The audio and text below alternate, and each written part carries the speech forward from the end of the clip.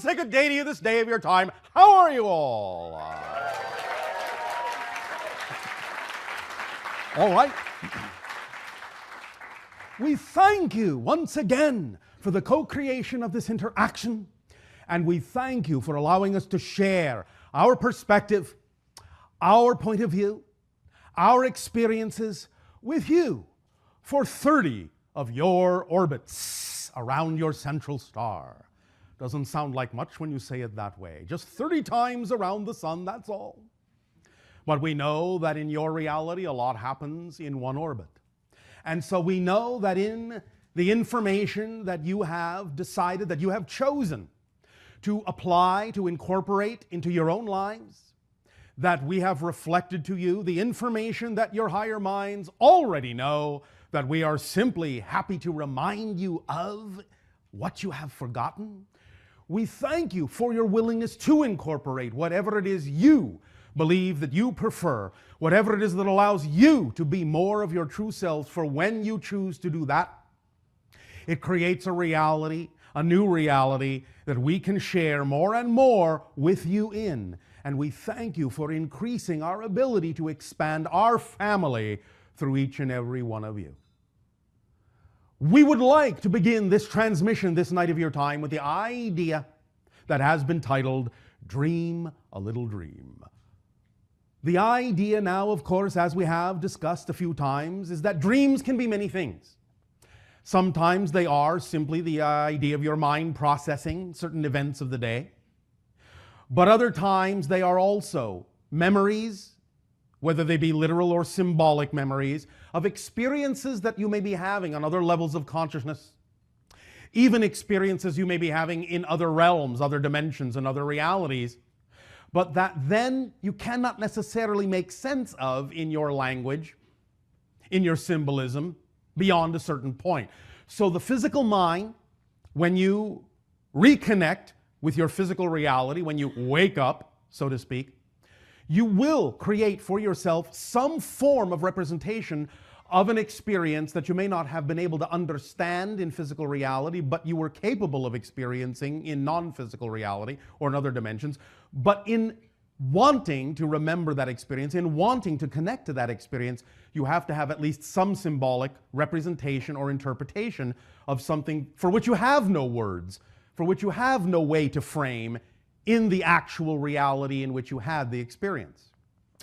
But one of the things we wish to allow you to understand is that, very similar to the concept of manifestation that we have discussed with you, where everything is already here and now, it's not that you're attracting something from somewhere else, you're simply allowing yourself to change your frequency to match, to be resonant, in harmony with what is already here that was simply heretofore invisible to you. In a similar fashion, dreams are often simply the idea of playing out, stretching out in a physical space-time linear way, an experience that you actually have in a timeless state. So the idea is that you have the entire experience all at once, instantaneously, but then it reels itself out, spools itself out in your physical mind and takes whatever time it takes to create the symbology, to create the symbolic story that represents the experience that you had, but the experience itself may not have taken any time at all.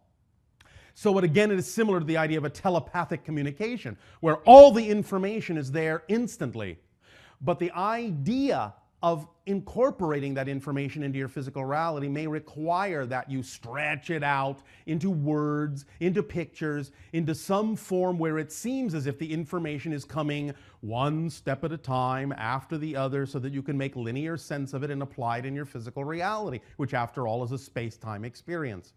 But it's all there, right here, right now, all at once, the entire dream, and every dream you will ever have, every experience you will ever have, exists right now. You tap into them at whatever rate, at whatever pace, and whatever timing is appropriate for your process in terms of your growth and what you believe to be true for you. But all the dreams exist right now. And in addition to that, of course, your physical life, in a sense, as we have said many times, is a type of dream, at least from the perspective of the higher mind, and certainly from the perspective of the soul. You are the soul's dream, right now, the soul, in a sense, goes to sleep by projecting itself into the idea of a physical experience and chooses to forget, in a sense, that it is an expanded soul in a timeless reality that knows everything it needs to know. And by going to sleep in that way, it dreams of itself being in this physical reality in a kind of a limited way so that it can explore a certain idea free from any other idea intervening or interfering with that physical dream. So you yourselves, your life experiences are the dreams your soul is having. And you are going through that reality, going through that experience to feed back to the soul when you wake up, so to speak, upon death, and thus then can allow yourself to know that this is a dream, and that you had this dream experience, and that whatever it is you did experience in this dream adds to your soul's understanding of itself by having been able to experience itself from a different point of view than it is capable of experiencing itself from in a timeless reality, or at least a reality with not the same kind of time experience that you have in the physical world. Now, you know, many of you, that you talked about the idea of experiencing what you call lucid dreams. And this is a very special kind of an experience. The idea of waking up in the dream and knowing that you are dreaming gives you unprecedented ability to, in a sense, control the dream, to determine what the dream experience shall be consciously while you are still in that dream state. Now, that lucid dream state takes place in what we have talked about called the template level reality. That borderline between the non-physical higher mind and the physical mind is the template level reality where you, in a sense, plan out the idea of your day like a blueprint, plan out many aspects of your life like a blueprint, like a chart. And when you dream, you can go back there and rearrange things. You can look at the agreements you have made to explore, the themes you have chosen to explore. You can rearrange how it is you go about exploring those things in the template level reality. And thus then when you reconnect to physical reality, you can thus then experience the manifestation physically of the rearrangement you have made in the energetic, quasi-physical template level reality that determines all shapes and sizes of things, all physical experiences that you have.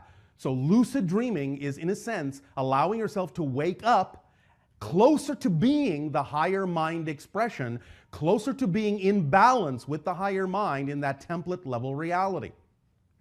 Now, you are inventing many different kinds of techniques and permission slips, and even technologies that give you more opportunity to wake up, to have lucid dreams as you prefer to, as you desire to, in whatever way you so choose. One such technology that now exists on your planet is called a rapid eye movement mask, REM mask. And the idea is that when you are wearing this mask, you will be given signals through infrared lights that will flash through your eyelids. And you will learn to train yourself to recognize that when you see those flashes in your dream state, that you will actually remember that that is a signal you are dreaming. And thus then by remembering that is a signal that you are dreaming, you will wake up in the dream. It also comes with the ability to let the mask know that you have woken up so it will not keep flashing you and disturb the now lucid dream that you are having, which will give you the opportunity to thus then really experience that template level reality, to actually wake up in that dimension between dimensions and really explore the blueprint and really see how you can rearrange things consciously instead of simply allowing it to be an unconscious experience for you.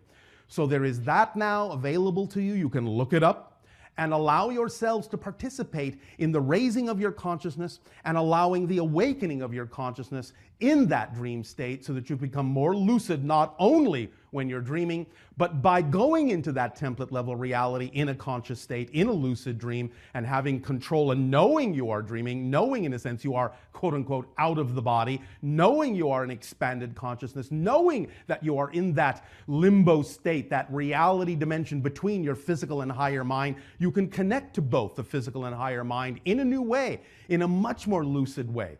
And when you do it that way, in the lucid dream state, then when you reconnect with the physical mind, when you wake up in the morning and go about your day, you'll be capable of remembering more and more of how to tap into that template level reality while you are having the physical dream.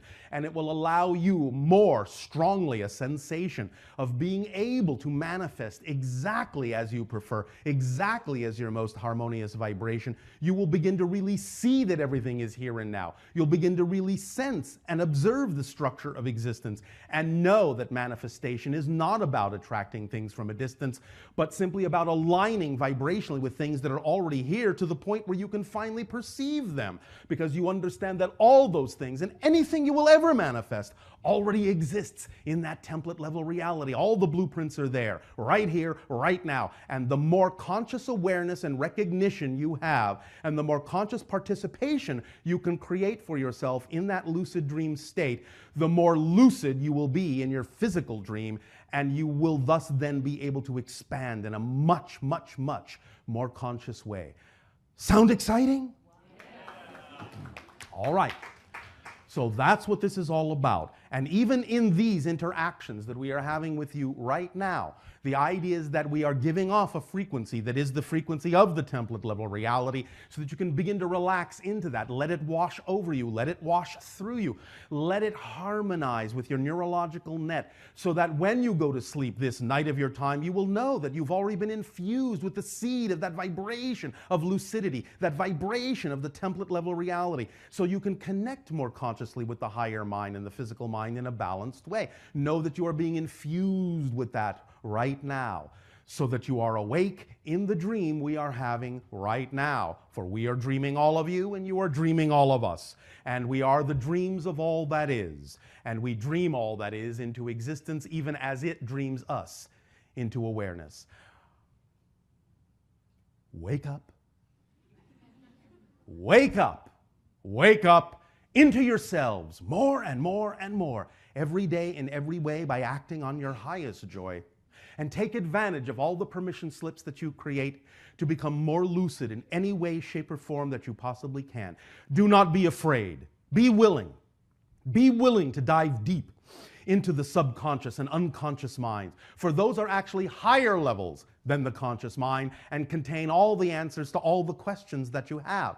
When you go into the subconscious, when you go into the unconscious, you are actually much closer to the template level reality, much closer to the higher mind. For that higher mind creates the physical consciousness by, in a sense, coming down through the template level reality, coming down through the unconscious level reality, coming down through the subconscious level reality and into physical consciousness. So even though many of you may think that the subconscious and the unconscious are deep down beneath the conscious mind, in fact, the conscious physical mind is the lowest level of the three.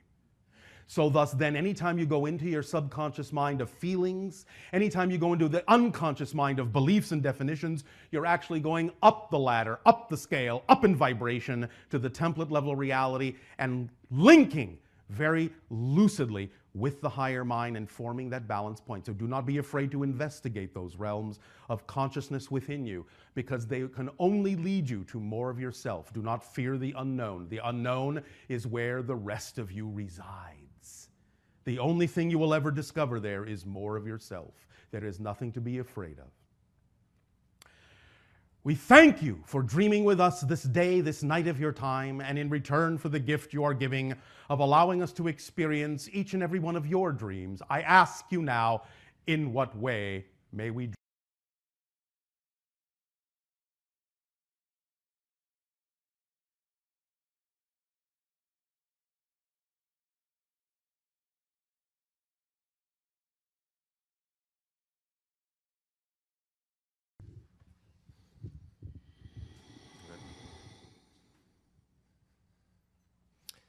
Greetings, Bashar. And a you good day. It's a pleasure to talk to you. And you as well. I wanted to ask you a question about how I can know that I'm an eternal being. There are so many things that I have knowledge of, and they feel so concrete. But the idea of myself as an eternal being still feels like a question to me. Do you exist? I do. Do you understand that you cannot become non-existent? That, I guess, is what I don't believe yet. All right. Well, by definition, non-existence doesn't exist. True. So how can you become something that doesn't exist? But it is possible for something to change and not be what it was before. So I guess. That doesn't mean you don't exist. But does my consciousness. Yes, you are what you are. You are a perspective of all that is. The perspective never changes because that's your core reflection. That's your core being. The identity of yourself is an aspect reflection of all that is. When you go through this process that many of you have talked about, of expanding your consciousness, becoming more aligned, becoming one with all that is, many of you over the ages have assumed that that process of blending and harmonizing with all that is means that you lose your identity. No, just the opposite. Your identity becomes stronger. You see all the different levels from your perspective. And when you fully harmonize with all that is, you actually recognize that you are all that is, and there is nothing else. It's just your identity that's left. And from that level, you recognize that everything that exists is an aspect of you. The you is always there. So the harmonization with all that is doesn't remove the identity, it expands the identity. You become the only thing that remains. And that identity even exists after death. Yes, of course, because death is way down the line from what I'm talking about here. Talking about the total blending of the idea of your being with all that is. That's many, many, many levels above the idea of physical death. And I've had experiences of that sort of blending with all that is. Yes. Certainly during my living life, And I guess. here you still are. And here I still am, As absolutely. you. And so I guess wouldn't it be nice to get a guarantee that after one's death, You have the guarantee. That's what we are saying. The very fact that you have an identity at all means the identity is always present. Even though it may change in certain ways, the core idea of an identity doesn't. Because that's the first law. You exist. You exist. Not just you exist, you exist. That's where the emphasis needs to be in the statement of the first law. Therefore, you will always be you, no matter in what form you exist, no matter on what level you exist, you exist. And you are necessary to exist as you. The you part can never be dissolved, because if it did, then all that is wouldn't have your perspective, and all that is wouldn't be all that is. So in order for all that is to always be all that is, you have to remain a component as you in some way, shape, or form, knowing yourself as you, no matter how you may change. Does that make more sense? it does. So then why do we play the death game? This game where we feel such loss and we feel such separation from those who have passed Because on. of your definition of that process. And also because it serves you to forget certain things so that you can actually have the experience of discovering things. But you don't necessarily have to take it so far that you actually feel a loss. It's just like really changing clothes or walking from one room to another in the same house. It's funny, while I can cogitate that and understand that intellectually, sometimes emotionally I don't feel it. That's all right. If you really want absolute proof, you could commit suicide and still see that you're here.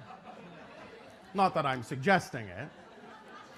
I wasn't planning on it. No, all right. But I guarantee you, everything already exists, and that can't change. It's one of the basic laws. So why does this existence feel so real to me if I assume that... Because it needs to in order for you to participate in it. That's what belief systems do. Belief systems carry within them a mechanism that makes that belief seem to be exclusive of other beliefs. If it didn't, you'd be getting input from so much more of yourself, you wouldn't be able to focus, you wouldn't be able to function in a physical life. And I assume I've had physical lives before this one.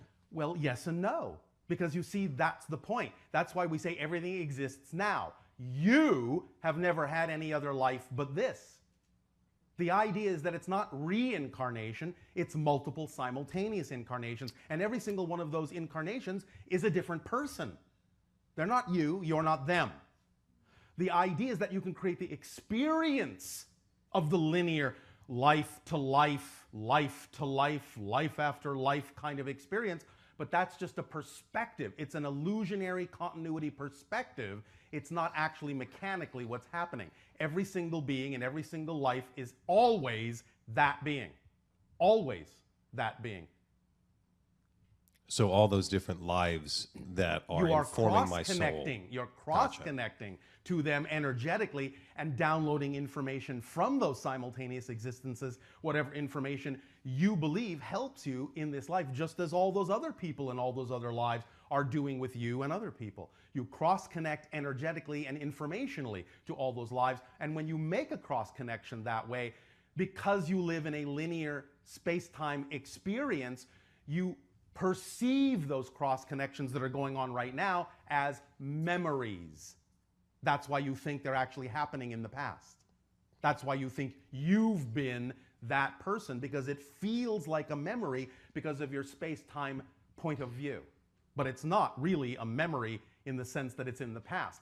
It is actually a cross connection happening right now because all those lives exist right now. All those people exist right now as themselves, just as you do. And that will also never change. They will always be them, you will always be you, because there's no room for you to become anyone else. Everything that exists fills existence. All the people that exist throughout all time, all space, fill existence. You can't take their place. They can't take yours. Existence is full. Gotcha. Does that help? It does. One last thing. I know Yes. you have said in that we sort of remake ourselves moment to moment to moment. Yes. And that we can change our reality around us. Well, you do. Not you can. You do. That's We do. automatic. Right. You're shifting through billions of parallel reality experiences every second. That's how you create the illusion of time. Right.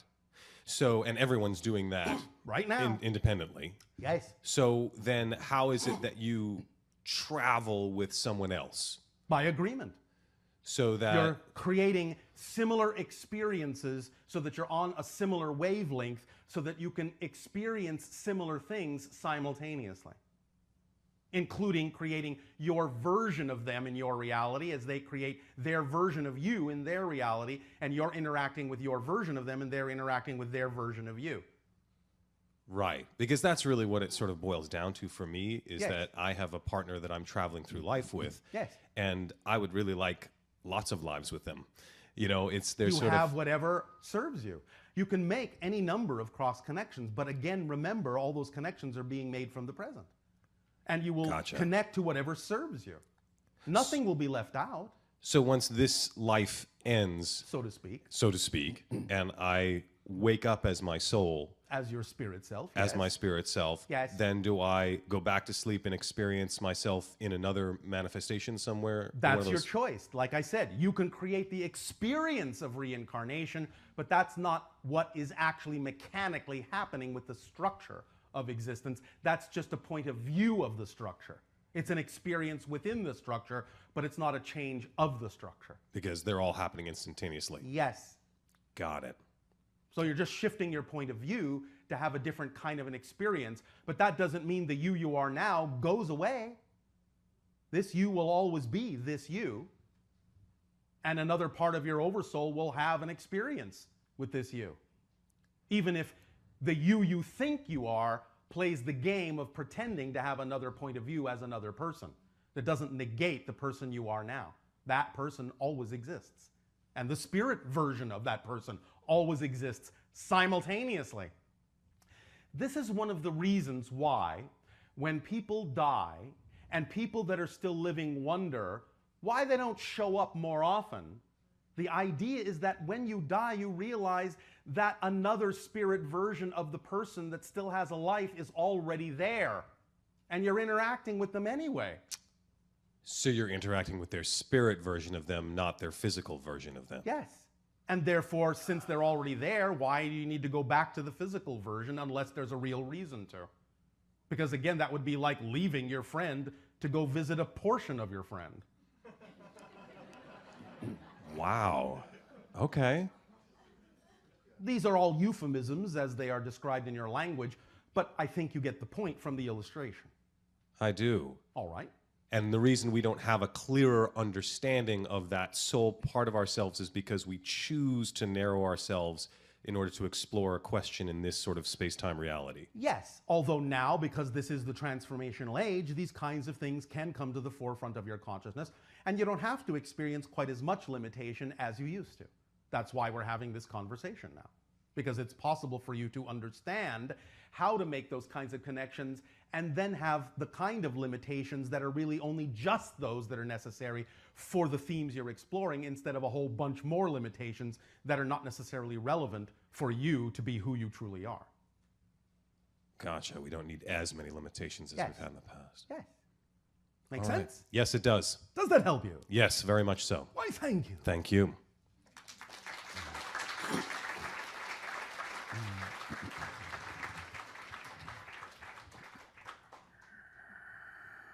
Hello, Bashar. And a you good day. How are you? It's an honor to be in your presence. Perfect. Speak up and be bold so that all may Yes, hear sir. what you have to share. The question I had, it Use was your about piece of technology that you have named Michael. kind of tall. It has this limit here. But the question I had was about the unmanifested self. What is the process of self-awareness for the unmanifested particle? Like, how does that come into play? I have just described it, but I will describe it again. Everything exists already. Everything is already, in a sense, manifest, although you may not perceive that it is manifest. The idea, therefore, of manifestation of what you are calling the unmanifested part is the realization that it already exists, it's already here, and simply being the state of being that is representative of the frequency of that portion of the manifested you, and then you will perceive it, you'll experience it, because it's already here and you now match the vibration. Does that make sense? A little bit. So the part that was unmanifest, just pure awareness of only itself, was that spawned from the void? Was there Oh, you are talking about the original manifestation. yes, the self, the pure self. You are talking about the all that is. Yes. Oh, all right. Well, first there is the one. Now, the one has absolutely no experience of itself. Right. Because there is no other, Right. in a sense, to compare itself to. So without the other, you cannot know the self. But since the one is, in a sense, everything, that included one part of it that did have the reflective potentiality. And that reflective potentiality is the all that is, that actually does recognize itself as the one and everything. So there is the one with no self-recognition and the all that is with ultimate self-recognition. Okay. Does that make sense? Yes, it does. But that happened in no time. Okay. So all things are an extension of that unmanifested self. Now, my question is, can a being be evolved enough to actually leave the parameters of its God and maybe travel in the void and maybe see another God or something like that? Can something actually leave the realm of consciousness? Yes, but it depends upon what you're defining as God.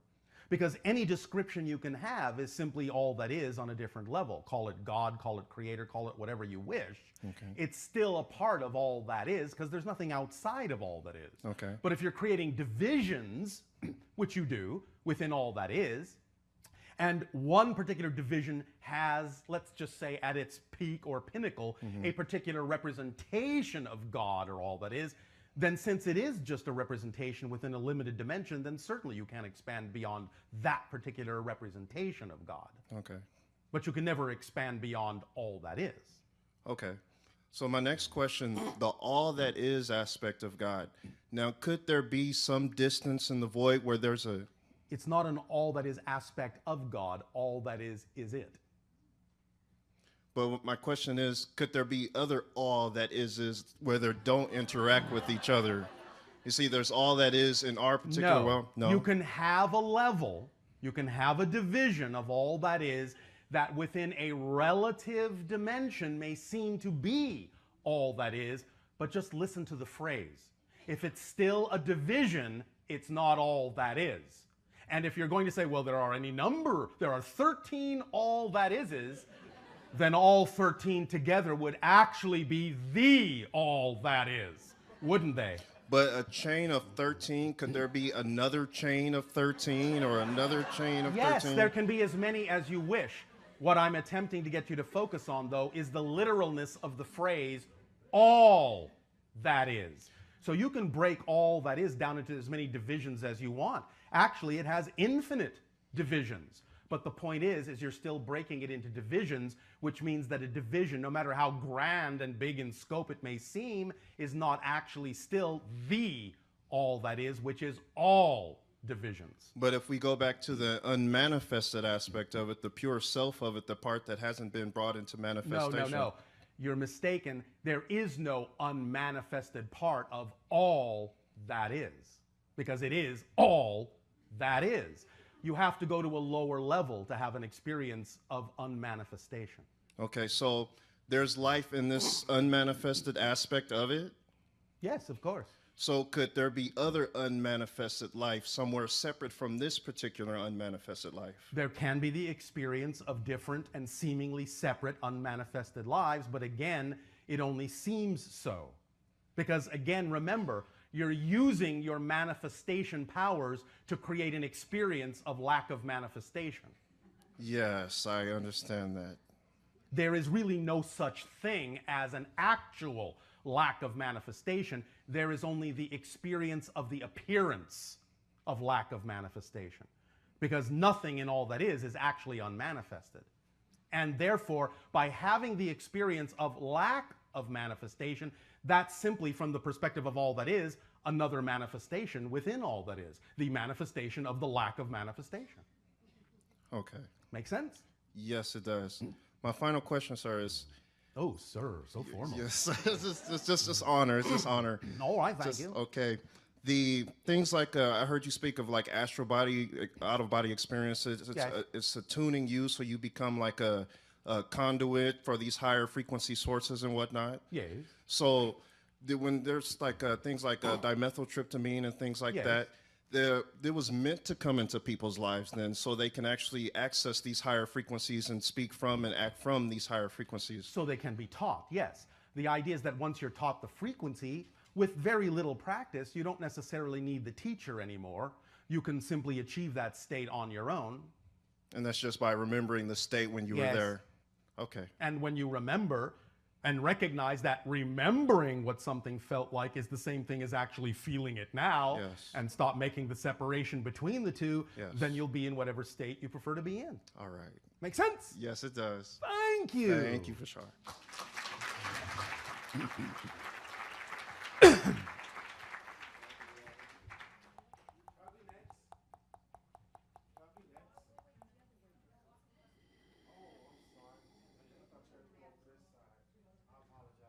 Oh, no apology necessary.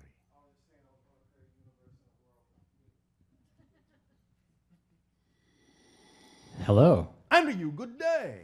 This is very exciting. It is. Well, I don't really know what exactly. There's a bunch of stuff in my head that I know that I want to like converse with you about. Yes. I'm not Well, converse. All right. Well. You don't need a question. Okay. So I feel like my highest excitement is, well, to be excited. Yes, about what? Well, about music. No, all right, thank Yeah. you. But and the thing is, like, I know that I can get into this state of being where it's like I'm just fully there in the immediate experience of the moment. Do you mean fully here? Fully here in the immediate experience of the moment. Fully there. Here. Fully here Thank you. in the immediate experience of the moment. Yes. All right, congratulations. And in this state, yes. in the process of my creating music, for example, if it's learning a new skill, Yes.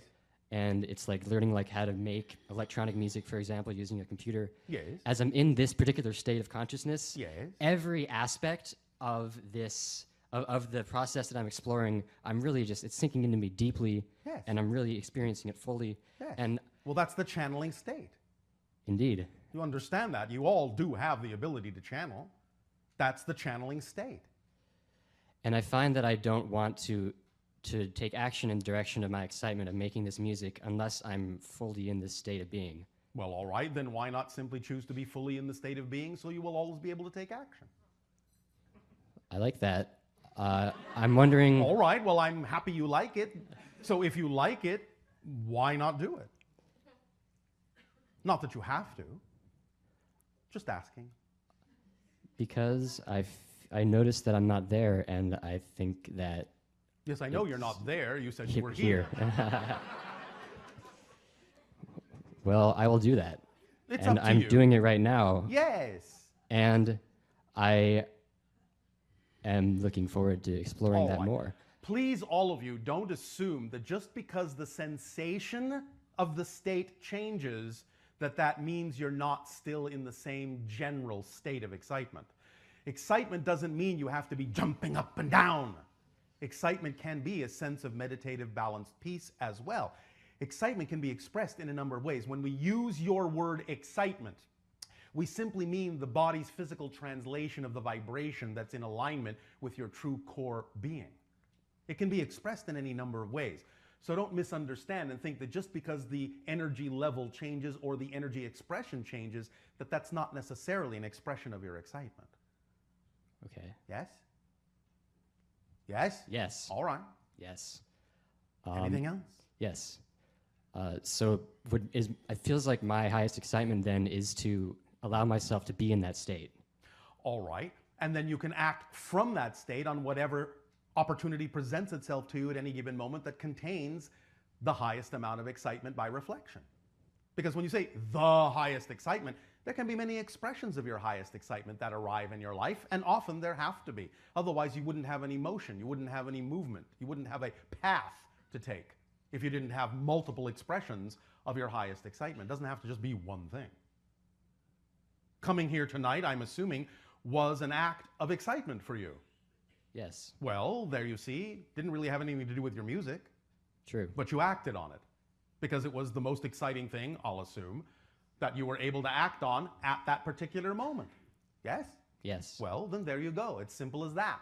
Whatever presents itself to you as an option, out of all the options you have available to you at any given moment, just act on the one that you can act on best, that contains the highest excitement out of all the options. And act on it with absolutely no assumption, insistence, or expectation as to what the outcome ought to be. That's the whole formula. That's all you have to keep doing. That's it. Simple enough? Yes, it is. All right. Unless, of course, you would like to complicate it and make it more difficult, which I won't prevent you from doing. Because I know that many of you love to complicate things. But you don't have to. In addition, I have a question. I'm wondering Yes. if there's anything that through you can be reflected to me from my higher mind about, What do you think I'm doing right now? well, exactly that. Well, then I am reflecting to you from your higher mind, and anything that you need to know, I'll tell you. Anything I don't tell you, you don't need to know.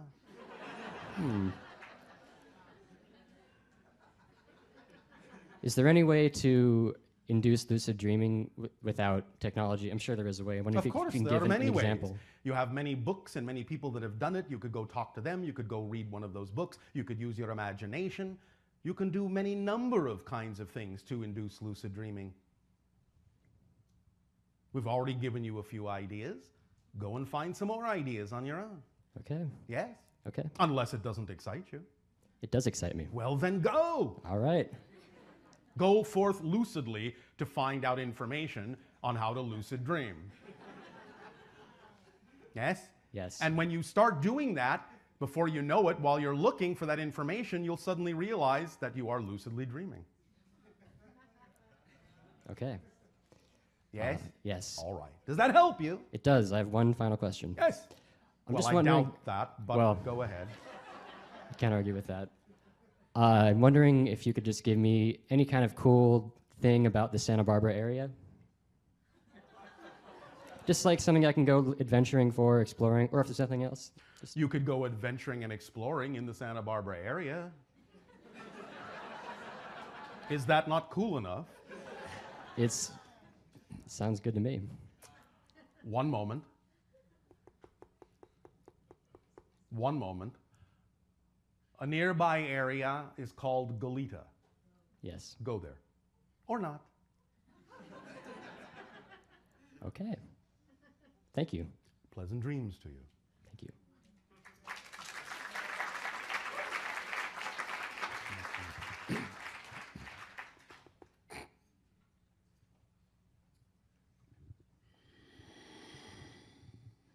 Hello, Bashar. And to you, good day.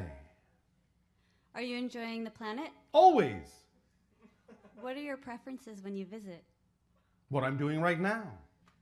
What I do at any given moment. Reflecting energy, balancing energy, interacting, conversing, dreaming lucidly with all of you. Taking trips, exploring other realities, exploring other civilizations, interacting with other civilizations, telling them about all of you, telling you about some of them, doing art. All of these things excite me. I only do what excites me. Do you go swimming when you're here? I am not physically on the surface of your planet. But do you experience it in another way? Yes. That's nice. I'll agree.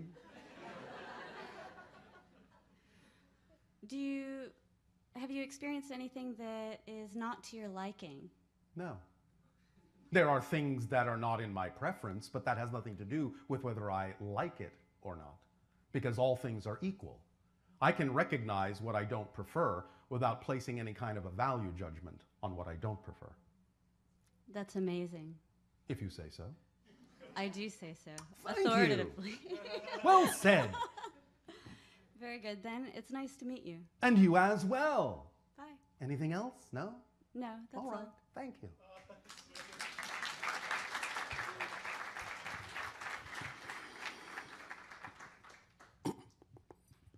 Hi. And to you, good day. I'm nervous. Okay. You are excited.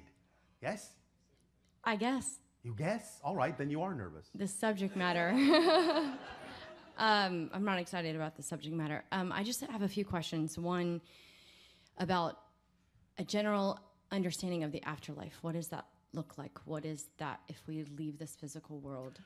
Well, there are certain things that generally most of you will experience. First of all, recognize that you are going beyond the normal parameters of linear space-time. There may still be the ability to create a kind of a sense of time playing out there, but it's nothing like the kind of time experience you have in physical reality. In physical reality, when you think a thing, when you believe a thing, you have a time lag of manifestation, of experiencing that thing to some degree. In non-physical reality, in the spirit world, you don't. Whatever you think is instantaneously manifested around you. Okay. The idea, however, is that the process is, for most of your people, the idea that you will suddenly float out of your body. You may recognize that your body is lying down there. You may see people gathered around. You may choose to listen into a few things. You may choose to go to your own funeral. You may choose to visit some people. You may choose to attempt to communicate with them. Sometimes they will perceive it, sometimes they will not. You may experience what is called the tunnel of light, which is actually just a way of expressing in your reality the idea of a link and a bridge between one dimension and another. And as you open up into the other dimension of spiritual reality, non-physical reality, most of you may experience being greeted by the non-physical spirit counterparts of people that you have known in life, or the idea of what you call people from other lives. You may thus then experience the sensation of unconditional support and love, expansiveness. It will be like waking up from a dream, in the way that you wake up from a dream now and go, oh, well, no matter how real that dream seemed, this is actually who I am, and that was just a dream. So death will be similar to that as well. This is who I really am, and physical life was just a dream. You will have what is generally called a life review. You will experience every single choice you made, every consequence of every choice you made, and you will actually feel it and everything that anyone else felt as a consequence of the choices you made, as if it's all happening to you, because it is all happening to you. This will happen really in the blink of an eye, even though it may seem to be somewhat stretched out, because it's an entire lifespan in the blink of a moment, but you can focus on any part of it that you wish, and you can make it seem to last however long you wish it to last. And the idea is that you will use this as a learning experience to balance yourself in recognizing the choices that you made and whether or not you really would have preferred to make a different choice or not. And you will add that perspective to your overall knowledge as a soul. You will thus usually be greeted by some guide or representation of the idea of all that is, and you will experience this great envelopment of love, and you will be given more choices. Do you wish to go back to that life in a parallel reality and continue as if you hadn't died? Do you wish to have the experience you call reincarnation? Do you wish to move on to other dimensions, other civilizations, other realities? What do you wish to explore now? You can generally assume that most of these things will be experienced by the general majority of you, even though there can be many, many different kinds of things. Okay, so with that, if they, or whatever the choice is, Yes. will they still be connected to the ones here left? It depends. You're always connected to everything, but depending on the choice you make, you may not experience necessarily the same kind of connection. It depends. What does that mean? Well, in other words, if the choice you're making means that you can't experience that choice without having an experience of not remembering anyone else, then you will not remember anyone else, even though you're always connected. If the other choice you're making doesn't matter whether you maintain a conscious awareness of a connection to other people, you'll maintain the conscious connection. It depends on what it is you're attempting to experience as to what you will be capable of doing, in a sense. So if someone leaves this physical Yes. life currently and I'm Yes. still in the physical world now, and they Yes. have the choice to possibly not be connected. Well, no, they're always Oh, connected. okay. But the idea is that they may be choosing something that makes their experience not need to necessarily consciously connect with you, but they're always connected. And more often than not, when someone awakens into spirit and experiences the idea of their true unconditional self, they will, more or less, always be around for you in some way, shape, or form. Now, they do have lives. They are still busy. They're not just hovering around, what does she want now? Can I call upon? Of course you always can. And generally speaking, often when you go about your day and suddenly for no apparent reason they may cross your mind, that may actually be them communicating with you. They may be connecting with you in that way. But they will always hear you. Yeah. They will always hear you because it's easier for them to hear you than it is for you to hear them in the way you have structured your belief system. Doesn't mean that it can't be as easy for you to hear them, but just because of your belief system, you usually prevent yourself from experiencing them in the way that they can experience you now that the blinders are off. Yeah. Because time, again, for them is not what it is for you. And generally also, they are seeing more clearly the scope of what it is as a higher mind, as a soul, you chose for yourself. So sometimes when it may seem like they're not connecting to you, they may, in a sense, have a little bit of a hands-off policy because your own higher mind is saying, hands off.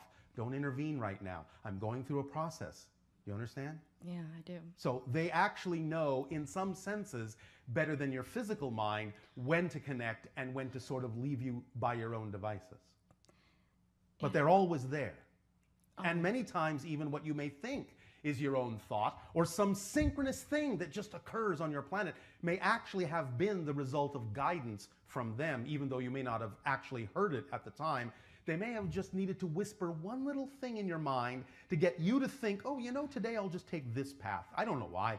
I just feel like it. And then suddenly you run into someone you haven't seen in 10 years that gives you exactly what you need at that moment. You go, what an amazing synchronicity. But that may have come from guidance from the spirit world, but it will be unobtrusive because their first job is to make sure you are your own best guide and to remain in the background. They can't live your life for you. Make sense? Yes, absolutely. Is this helping illuminate this idea a little Actually, bit? yeah. Anything else? Can I ask one more? I don't know. You just asked the question there. Okay, I'm gonna. Sorry. So you don't have to ask if you can ask.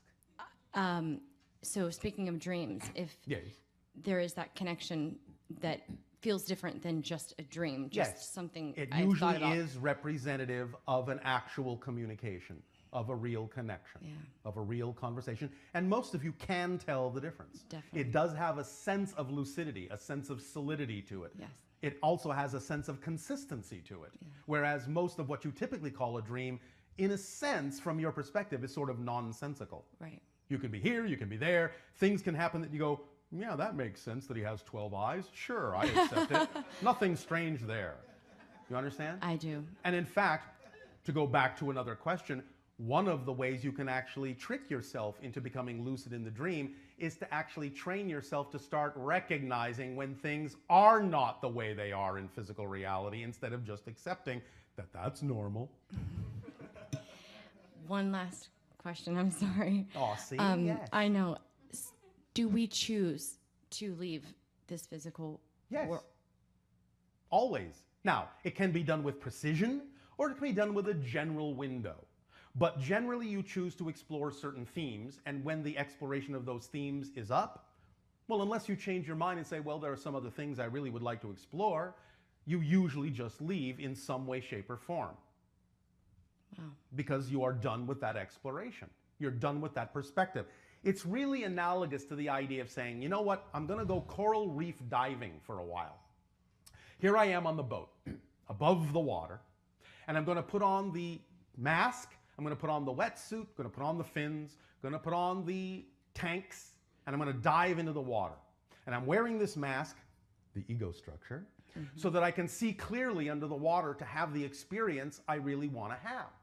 But after I go around through the coral reefs and I've looked at all the pretty fish, and I finally get to the point where you go, well, you know what? That was the experience of the day. That's what I wanted to do. I have done it, and now I'm done with this experience. You go back up to the boat, you take off the mask, take off the wetsuit, take off the fins, take off the tanks. You're back in spirit. You understand? I do. Yes. Simple. And then you can go diving again whenever you wish to have that experience. It's up to you. So is it possible that you could be like, is there a part, a deeper soul that knows or has chosen to leave, but then the ego part of you is resisting that? Oh, Like- that happens all the time on your planet. Many of you die kicking and screaming. Okay. Because again, you've trained the ego part to think of that as an actual annihilation of identity, and it's not. So as long as the ego thinks that when you die, you actually cease to exist, it's going to go into survival mode, and it's going to panic, and it's going to kick and scream and resist all the way. But the idea is that if it starts to learn, if you start to train the ego to understand that you are a part of me, my identity will always be a part of me, but in the physical ego, I don't need the diving mask right now. I use the diving mask when I go diving. I don't need the diving mask on the boat, but I'll always have you at my side. I will never abandon you, and you will always be there with me. You will always be all right.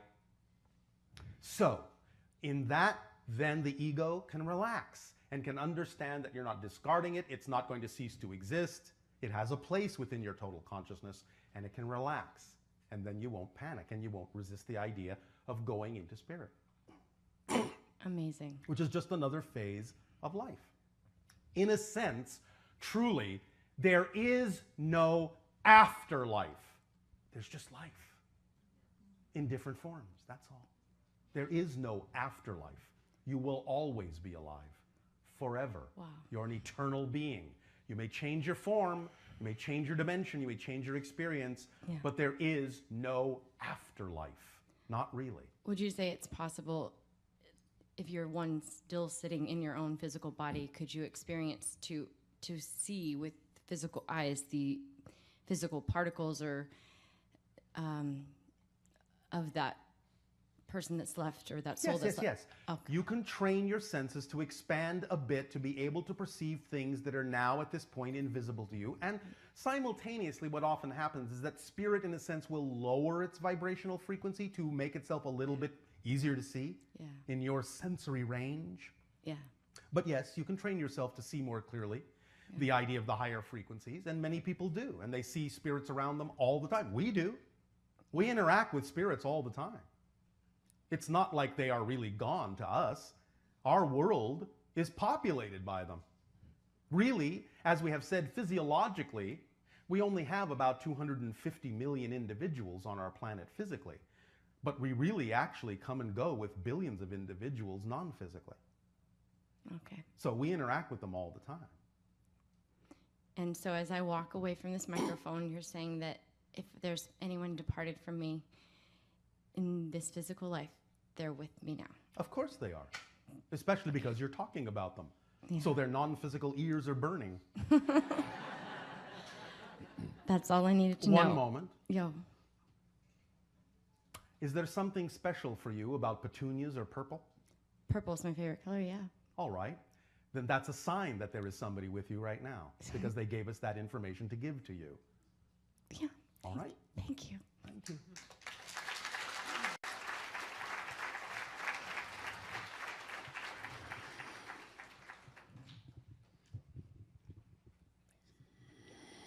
Hi, Bashar. And to you, good day. I am so excited and grateful to be talking with you right now. We are in gratitude as well. Okay, I have 3 questions. The first one is about the languages that I'm speaking in my sleep. Yes. Some of them are from Earth and some are not. All right. I was wondering if you could tell me more about. Well, again, as you expand your senses and make connections more consciously to other realms and other civilizations you have connections to, you may start to translate some of that information out in that way. It doesn't always have to remain silent. If you have a natural penchant to work with vibrations and words and sounds, you may, in a sense, channel some of the languages of other civilizations in some way, shape, or form into your reality. It may be your way of incorporating and integrating those vibrational ideas a little bit more concretely in your physical world for you. Cool. Are any of the languages I'm speaking from serious? Yes. Very cool. Thank you. Okay, so the next question is a clarification. Yes. I would really appreciate it if you could help me understand more about the way we shift through parallel realities. You do it very well. And the way we create memory from the present. So, okay. Yes. So Well, if again, the idea is that you don't experience time at all if you're not shifting through these parallel realities. Again, the analogy is very similar to the idea of your film strip with its multiple frames. In any one single frame, there's no movement, no time, no experience.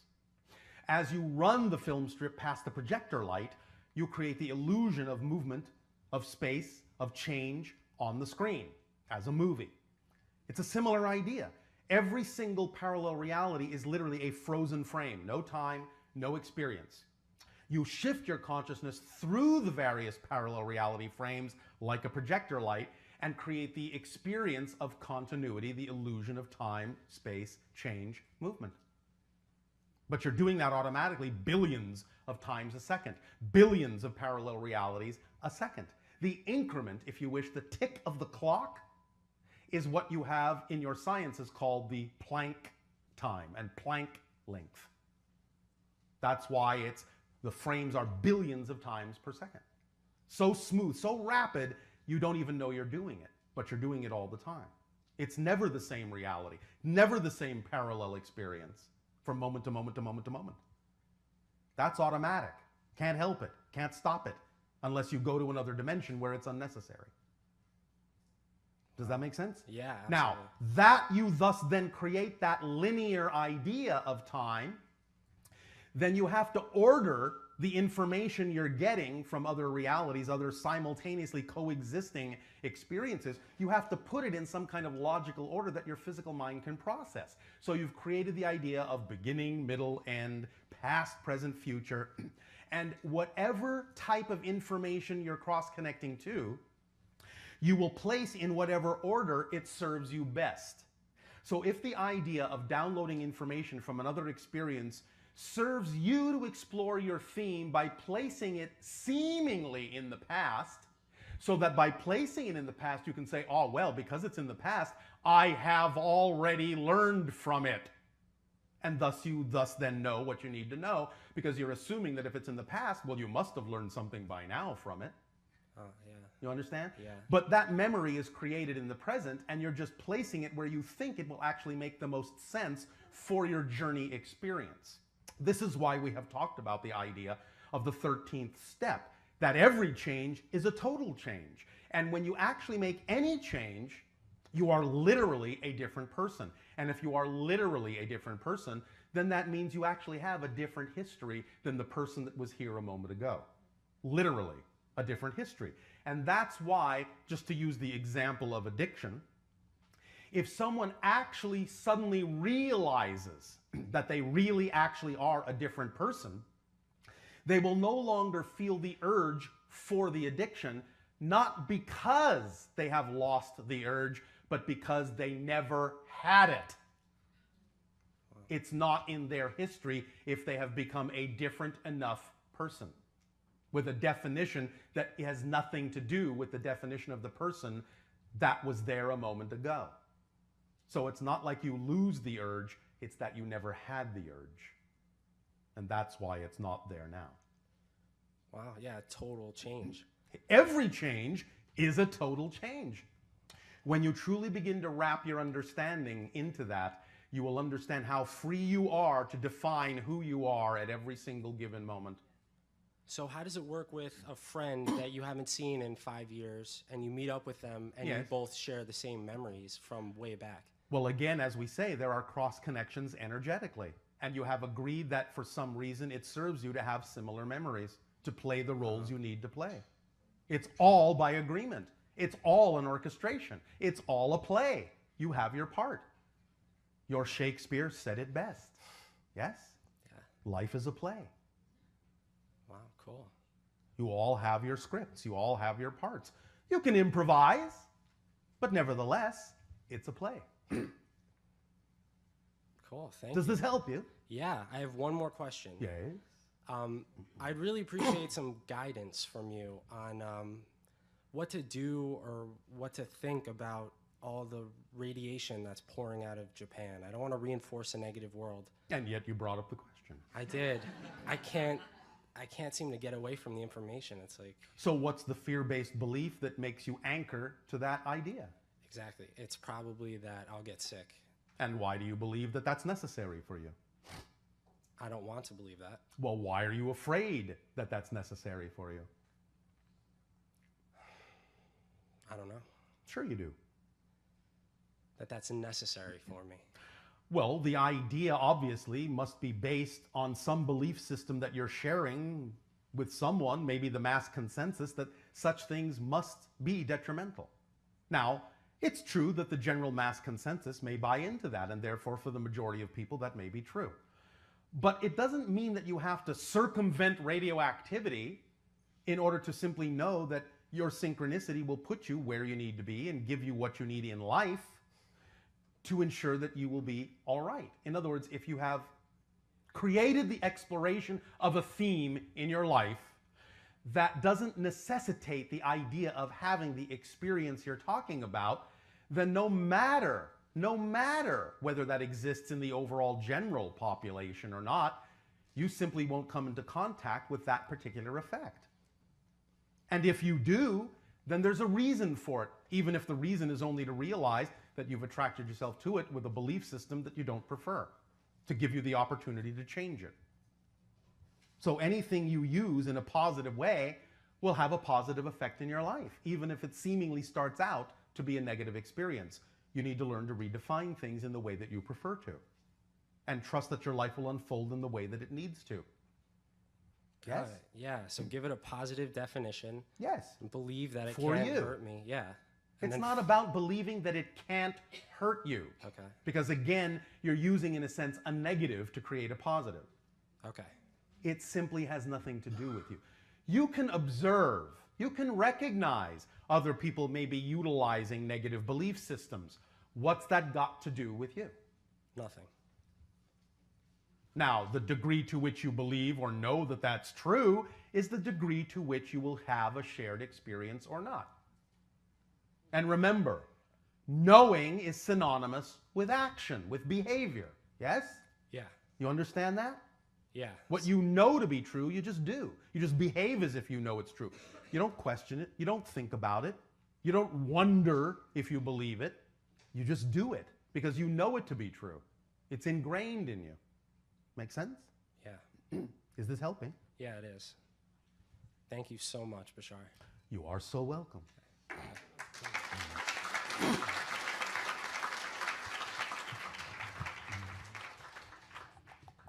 Hello, Bashar. And you good day. Good day. I am a writer, I'm a musician, and I have found a way, I've been playing since I was a very small child. Oh, all right. And I found a way, particularly in the last few years, to just tap into being able to write every day and not Alright. have my inner critic stop me and just have it be a very playful, joyful, wonderful thing. How exciting. It's wonderful. And so Yes. now I've just generated tons and tons of material. Oh, all and right. I'm wondering if you have advice for how to fine tune some of the ideas and the themes and the images that are the most specialized things that I should explore. Because I found that just going through all these ideas based on what's exciting to me at any moment is hard. Well, look at the idea of the whole formula. Please remember the entire formula. The entire formula contains how you fine-tune things. The entire formula, are you paying attention? Mm-hmm. Are you sure? I'm definitely paying attention. All right. You act on your highest excitement to the best of your ability. In other words, the things that excite you, if they come in different forms, don't always have the same degree of ability to be acted on. Correct? Correct. So all you need to do is pick the one that excites you the most, that you actually have the greatest ability to do something about. That's your first filtering, fine-tuning point, yes? If you don't have an ability to do something with something, you have more ability to do this than you have ability to do that, that's your first filtering system. That's your first fine-tuning system. The degree of ability you have to do something with it, to take action on it. Yes? Yes. So when you take action on that thing, whatever it may be, take it as far as you can until you can take it no further. When you suddenly get to a point where you simply can't imagine how to take it any further, then you act on the next most exciting expression that you actually have the ability to take some action on. And you take that as far as you can until you can take it no further. And of course, all through this, you have absolutely no assumption or insistence or expectation as to what the specific outcome actually should be. Yes? Yes. It's a self-organizing principle. That's what excitement is. It's not only the driving engine and the complete toolkit, it's a self-organizing principle. So all you have to do is act on what you can act on until it shows you that you actually need to stop acting on that and act on something else. And yet all of that will be interconnected because all excitement is connected to all other excitement. Do you follow me? And of course, you always have available to you your own imagination and the creation of your own permission slips and the experience of your own synchronicity in life. And if you know that synchronicity will also show you what you need to do in what order by presenting opportunities for only certain things at a certain moment rather than other things, you can use your synchronicity also as a fine-tuning, filtering system as well. Yes? Yes. Are we leaving something out? Are there for you? ways, I guess I'm just wondering, also images from dreams and symbols Yes. from dreams have always been a big part of my All right. my process. And so? And I'm wondering if there's a way to pick of 200 or 300 images that have come, kind of which are the most important for me to carry with and turn into But which ones are you language. most attracted to? Which ones are you most excited about? That's what I'm wondering, if there's a system of how to fine tune that. Is it putting them in front of me? And All right, yes. Use your imagination. If you need to list them all or create representational symbols for them all, then if that's what works for you, lay them all out. Have them all before you. Go, Which one am I attracted? What catches my eye first? Go with that one first. What catches my eye next? Go with that one next. This is simply something you're capable of creating in your own imagination, yes? Create your own process, create your own permission slips. That's what your imagination is for. It's communicating with your higher mind so that the higher mind goes, this is what will work best for you. Do it this way. This is what will work best for you. This is what's most in alignment with your vibration. That's why you're attracted to do it this way. That's why you thought of that particular method. I've noticed sometimes there's can be so much static in this world between. Many times the static is just because you're not laying it out clearly for yourself. So find the method in your imagination that allows you to experience the best and highest amount of clarity in the process. Many times people find that when they keep things in their mind, it's all a jumble, and there's that static, and there's all that chatter. But the moment they actually write something down, it becomes very clarifying. So if it requires a physicalization in some form, do it, because that just goes hand in hand with what we always say about the idea of how important it is not just to be in a state of excitement, but act physically from that state of excitement, because if you don't actually couple the excitement with a physical expression, you're not grounding the excitement into physical reality. It's like an electric circuit. It has to be grounded into your physical reality in order for the energy to flow clearly. And the reason it's not clear is you're not grounding it enough in some actual physical representation of the process. You understand? Yeah, that's it. You're just going, oh, process. Oh my goodness, such a big jumble. But you're not doing anything to actually get it out in front of you in physical terms. That's what will bring clarity. That's why we talk about people mocking realities up as realistically as they possibly can. If they have a particular dream, a particular vision, literally mock it up as physically as you can, because then you're training your body consciousness to actually experience the vibration of the physical reality. So get it out of you into the physical world in whatever way your imagination so desires, but get it out of you into the physical world. There has to be a physical component to the excitement, or there's no grounding.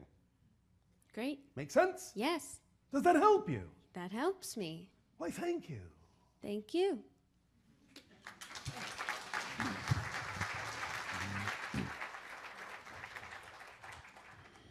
Hello, Bashar. And a you good day. How are you? Perfect in you. Good. All right. I have a question as far as with negative belief systems. Yes. I feel like I've identified a lot of them Oh, within all my right. life, and I've transformed them Yes. into positive belief systems. All right. Congratulations. Thank you. And But I feel like the ones that are coming up now are just, they're so powerful. Like, of course they are. yeah. Because the more you transform, the more powerful you get, and the more you can handle. Or don't you believe that?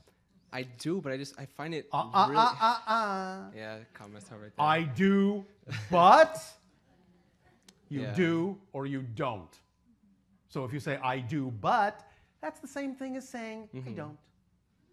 I do believe I am powerful enough to handle them. Then act like you are, and you will see that you are. Know that you are, and you will experience that you are.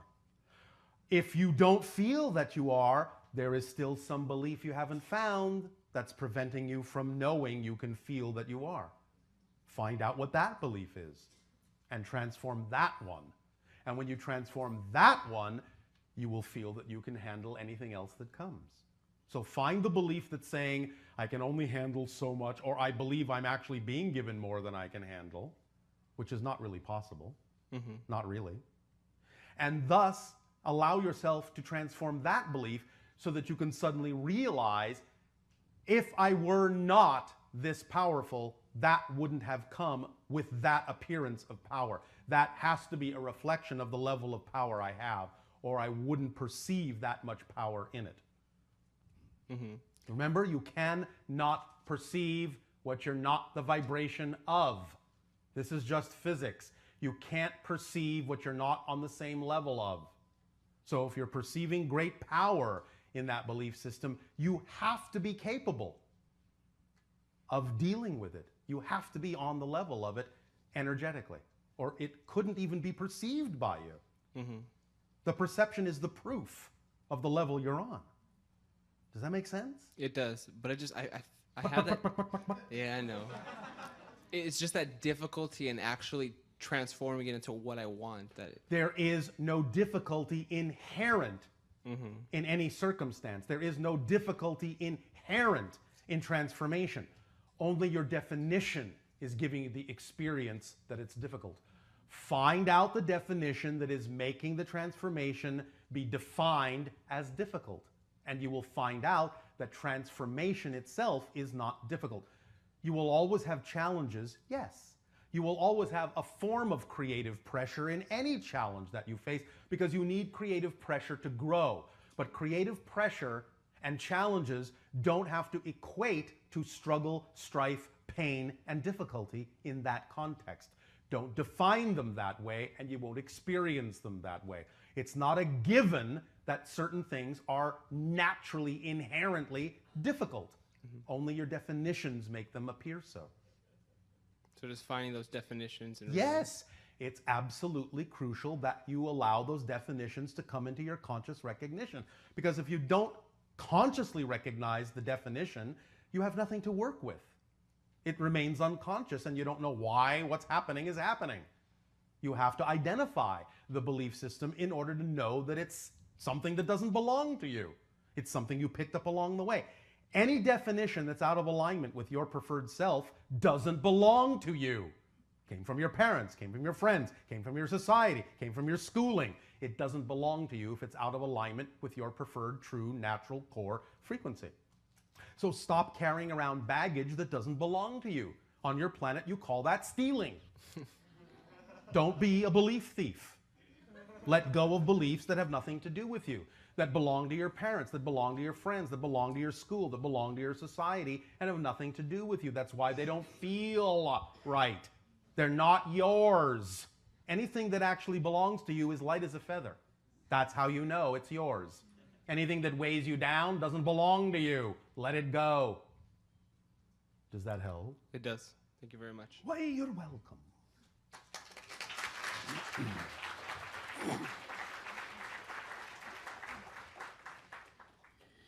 Good day, Bashar. And you good day. Ha'atu. Ha'atu.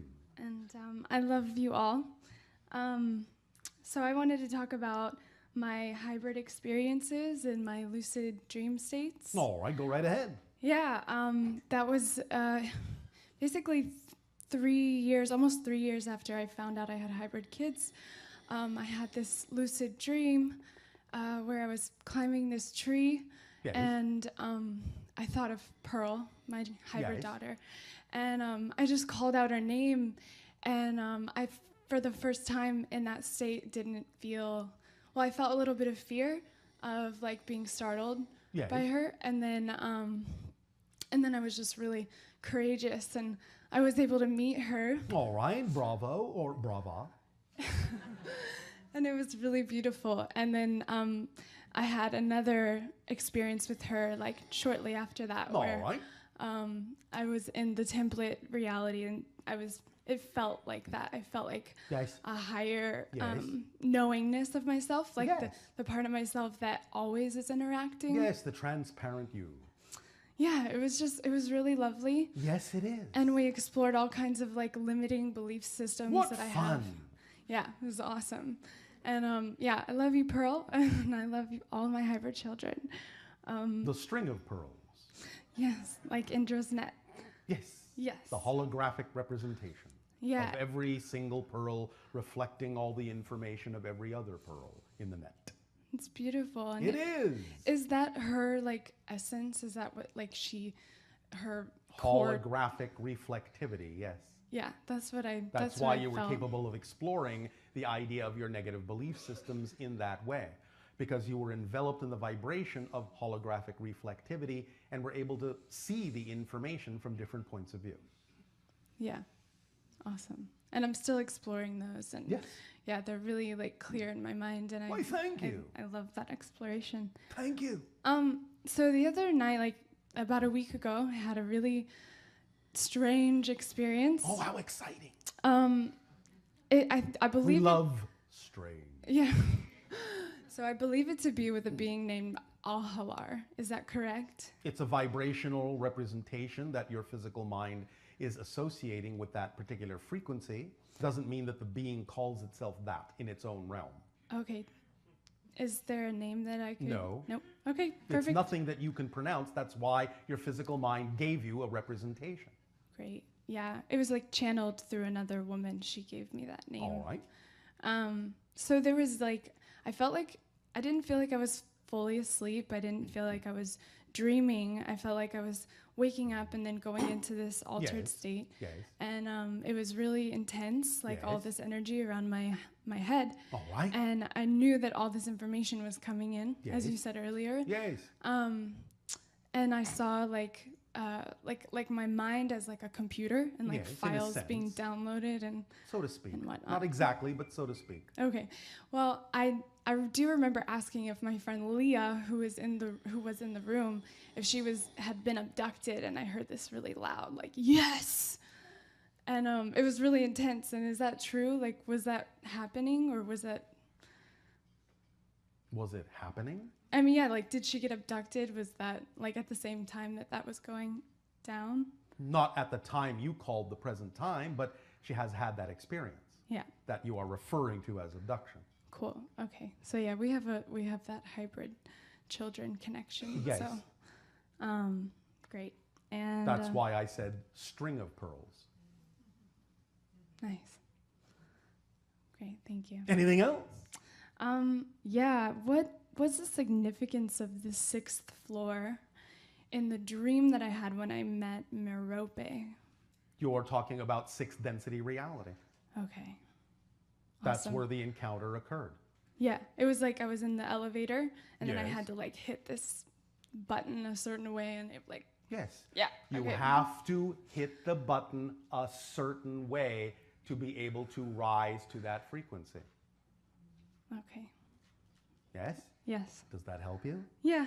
Then Totally. happy explorations to you. All right. Thank you. You're welcome. Sweet dreams. You too.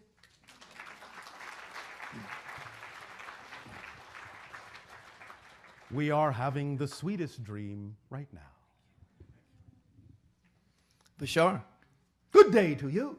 hey, it's good to talk to you again. I spoke with you once before, and And you as well. I have a question, several questions. I spoke to you once before about dreams, but first I'm going to start with a question about, we have a comet in our solar system. Yes, that you do. We call Ison. Ison. Can you tell me more about Ison? And also, there's some... It's what you typically have come to call the Christmas comet. It is in that sense simply a reflection of a new cycle coming in, and the degree of its reflectivity in that sense will also represent to some degree the degree of reflectivity coming up in the next year, since the next year, 2014, is the year of reinvention. Is the comet more than a comet? No. Interesting. It is in that sense a comet in your physical reality, but it is more than a comet in the sense that it is a symbol of certain things going on in the collective consciousness of your reality. If you're asking me if it's a spaceship, no. Thank you. I guess. Are there crafts behind the moon right now that just came in recently? Spacecraft? Yes. On what you call the far side of your moon? Yes. Yes, always. Can you tell me why they're there? They're observing. There are extraterrestrial bases on the moon that they come and go from in their explorations in your system. It's a very convenient place for many extraterrestrials to observe your world from, since that side of your moon never faces your planet. It's pretty good. All right. I heard there was some that just recently came in. Okay. Well, there is always beings and crafts coming and going into those bases. It's cool. Just like there are always planes taking off and landing at your airports. So of course you could say, well, I heard some just came in. Well, yes, of course. Cool. And some just left. Yes, of course. Just like an airport. Of course. Of course. It's not a big mystery. That's cool. Dream question. Yes. Lucid dreams. I had a lucid dream where I have these two. I spoke to you about it before. And these four beings are like really loving. Yes. And one time when I was in a dream, to take control of my dream, there's like a technique, you know, once you realize you're dreaming, you Yes. look at your hand. Well, that's one technique, yes. And Or you can see your hand and use your hand as a symbol when you see it, that you're dreaming, to wake you up into lucidity. It can work in a different way, yes. when I looked at my hand this particular time, there was a symbol of colored beads in there, and it was right. very interesting. Can you tell me what that represents? What did that mean? It actually can mean a few different things, but as we read your general patterns of energy, it was a symbolic representation of what you typically refer to as the different colors that run up your spine, the chakra points, but in the sense that did they form a circle? No, it was a shape that I'm still trying to recall. What was the shape? Kind of like a 6 with a circle attached to it at the top, maybe. Like All the right. number So 6. in that sense, then it was in the process of curling up. So the idea is to look at the idea of your chakra system that you typically look at linearly, like a spine with the different colors, the different chakra points, and to turn that into a circle so that it is self-feeding, self-perpetuating, self-amplifying, revving yourself up, as you say in your ancient language, pulling yourself up by your own bootstraps. Nice. So it's a way of having a symbol, an image of the idea of those energy centers, and by linking them in what you would typically call an Ouroboros. Yes? A serpent eating its own tail, the ancient symbol for that idea. Yes. Thus you are allowing the energy, the Kundalini energy, to go around and around in cycles and amplify itself up. So you are being given, in a sense, a symbol that represents the ability to feel that linkage and amp your energy up in that way. Nice. Yes? Great. All right. Fantastic. There was an incident where I was laying in bed and I felt like I was coming out of my body through Yes. my chest. Yes. I felt fear. I came back. I let go of the fear and I left. All right. And I was brought to this place. It Well, was, guided, yes. okay. It was beautiful, like the inside of a man. There was music and artwork. Yes. and- Many places in the spirit realm are like that. Again, remember, there are different vibrational levels in the spirit realm. And many people choose to actually still experience things that are somewhat similar to what you experienced in the earth plane, but shall we just say, in a much, much more magnificent and spectral and powerful way. So you can actually have whole communities, whole areas that look like mountains and lakes and forests and villages and towns in the spirit reality, because those spirits are reinforcing that reality with their own thoughts, but in ways that are different than what you experienced in physical reality. There can be things that look very similar to Earth, there can be things that look very different, and there can be things that are very in between, supported by the community of the spirit that are collectively creating those particular reality experiences in spirit. It's fantastic. This is what is really meant by the idea of there are many mansions. You understand? Yes, I do. It all happens here and now, but it happens in different frequencies. Who are these four? Can you tell me more about the four beings? They are friends, they are guides. You will remember more about them in time. Nice. Actually, more precisely, you will remember more about them in timelessness. Very good. Okay, one of them told me that I was a chosen one. What does that mean? It means you have chosen yourself to do certain things and to wake up in certain ways. It means that you are taking full responsibility for the experiences you are choosing. Nice. And that you recognize that this is the time to wake up, this is the age of transformation, and you're willing to be a living example of that so that others can also share in that vibration and make choices that are relevant for them. That's Yes? great. That's great. I love hearing it from you. So we thank you for your service. That's what it means to be a chosen one. It means you have chosen to serve in that way. All of you really have. All of you have chosen yourselves to do that. And as you go through the process and as you allow us to reflect certain things back to you from your own higher mind, together we are refining the choices that you have made and the process that you are experiencing. That's great. So we thank you, all of you, for your service and your willingness to explore and discover and be more and more and more of who you truly are. Because again, as we say, that creates new realities in which we can play on greater and greater and greater levels. So we thank you. Well, gratitude is mine, Bashar. Thanks.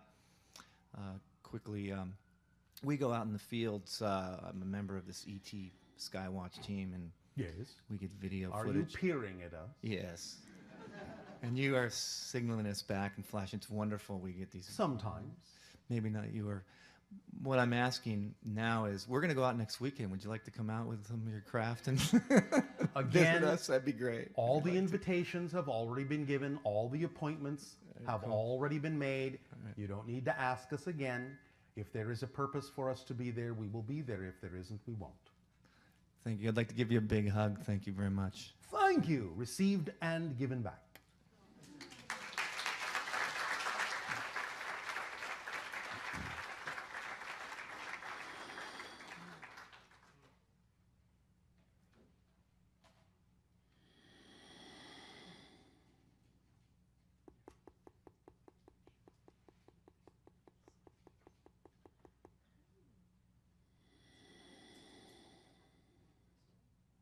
What is your time frame?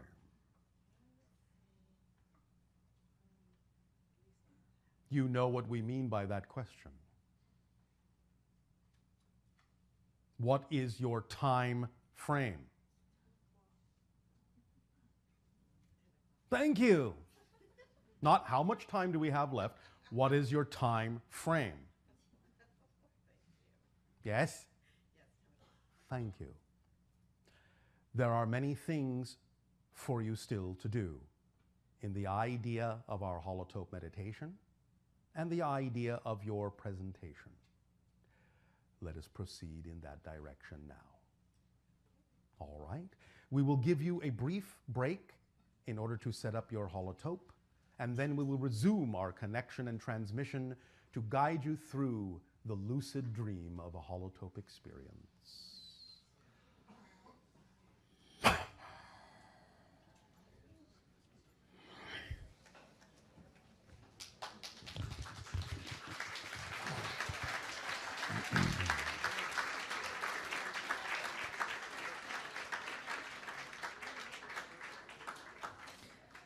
So if we could ask,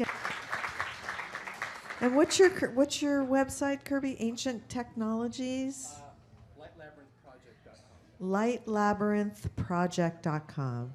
So we so appreciate that Kirby brings us the holotope and this opportunity for Bashar to share with us this guided meditation that will be amplified in our consciousness through the interaction with the holotope. So, if everyone would please take their seats, we will begin. And again, thank you all so much for coming. It's quite a lot of people here.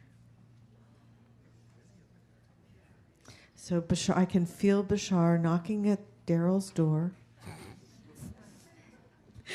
Is that right? You saw that? She's like, yep. So if everyone would please take their seats, we'll go ahead and get started because we don't want to block anyone's view when we're watching the holotope. I'm doing the best I can, Bashar, to hurry along the humans.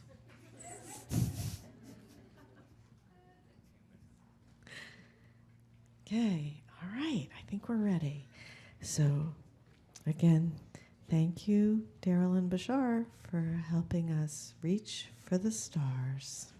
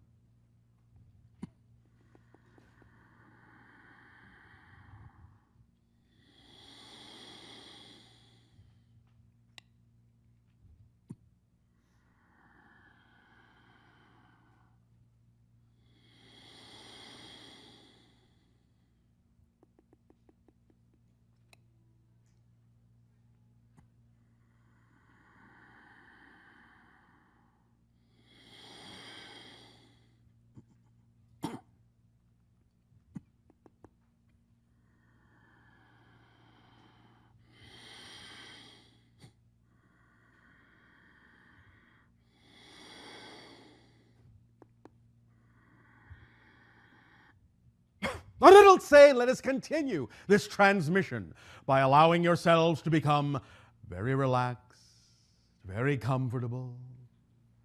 Take a deep breath in and let it out. Take a deep breath in again and let it out. Take another deep breath in and hold it, hold it, hold it. And blow it out. Continue to breathe naturally, softly, deeply in a relaxed way. Allow yourselves to remain comfortable. Let go of the tensions, the thoughts of the day, and focus upon the center of the holotope. And as you allow your lights to dim, and allow your music to rise, continue to breathe and know that you are receiving the frequencies necessary for you to absorb into your being so that you can begin to awaken into your dreams, into lucidity, into the template level reality where all blueprints reside for your physical reality, so that you may experience lucidity not only by waking up in your dreams, but lucidity in your life, in the physical dream that is being dreamt by your soul right now as you, for you are the dream of your soul. And as you wander through the dreamscape of life, allow yourself to know that you are here and now by your own choice, by your own action, by your own responsibility, in order to increase and expand your lucidity, your awareness, and awaken more and more every day into the dream of life, so that you may know that you are the creator of your reality experience. Gaze upon the center now of the holotope. Allow in the vibrational frequencies of tone and color, light and sound, and know that you are allowing yourself to use the holotope as a reminder to wake up in the dream. Allow yourselves just now to drift. Let it in. Let the vibrational signal in, so that while you are dreaming this night of your time or any other night, even a flash, even a flicker, even a hint of the holotope will remind you that you are dreaming, will awaken you in the dream into lucidity, into the ability to create the dream as you desire it to be, to arrange it in the template reality, into the blueprint that is representative of the manifestation you most prefer, while at the same time knowing and allowing the higher mind to bring you what will work best for you, to allow the physical mind to let go of the need for any particular outcome, and to know that the higher mind will always manifest for you what serves you best, what serves the best of all concerned. In the greater dream that you share, in the consensus reality you have co-created by agreement with your fellow beings, in this dream of earth, this dream of physical life, the dream of exploration, the dream of the themes that challenge you, the dream of discovering more and more of who you are, the dream of awakening, the dream of expanding, the dream of being all that you are. Allow, allow, allow. Relax, relax. Relax your body. Relax, relax. Relax your arms. Relax your chest. Relax your neck. Relax your legs. Relax your feet. Relax your jaw. Relax your head. Relax your breathing. Relax. Let yourself simply drift away on the eddies and currents of dream time. Relax.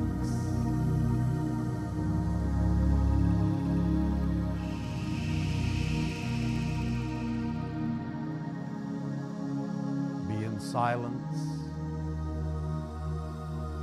Be in silence. Just drift and dream as you gaze upon the holotope, as you gaze into the reflection of the higher mind, into the eye of your greater being that is gazing back at you. You are looking in a mirror of yourself, of your greater self. Relax. Blend and balance in your relationship, in the dream of dreaming yourself as your higher mind and soul dreams you into being, and you, conversely, dream the soul and become the soul, become the higher mind. Relax, relax.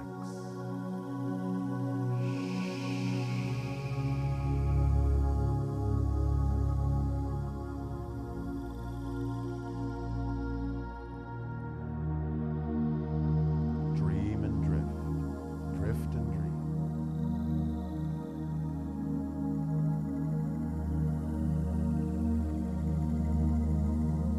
And awaken into your own dream.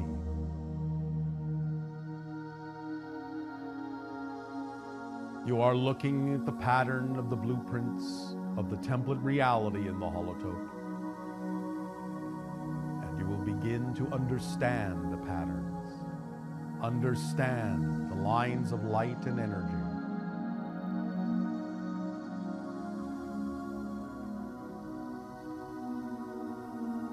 Relax, relax, relax.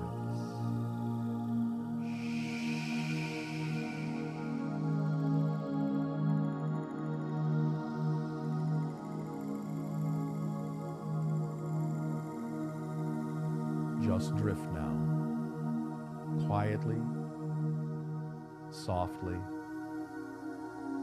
in a deep silence, in the deep void of the dream of all that is, floating as a single spark of awareness.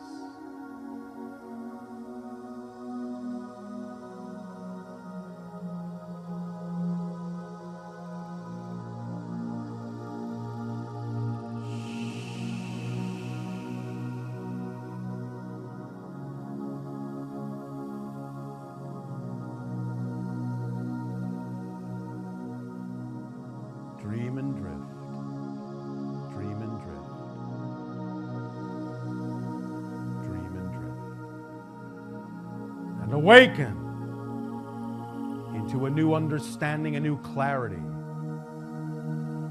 a new certainty, a new knowingness of your being, crystal clarity of the template reality. Just allow yourself now to absorb the light and sound, knowing that whatever trigger, whatever reminder, whatever symbol will work best for you to awaken you into your lucid dream will come to you through synchronicity as your life unfolds. Allow your imagination to be your guide. Allow your guides to be your imagination.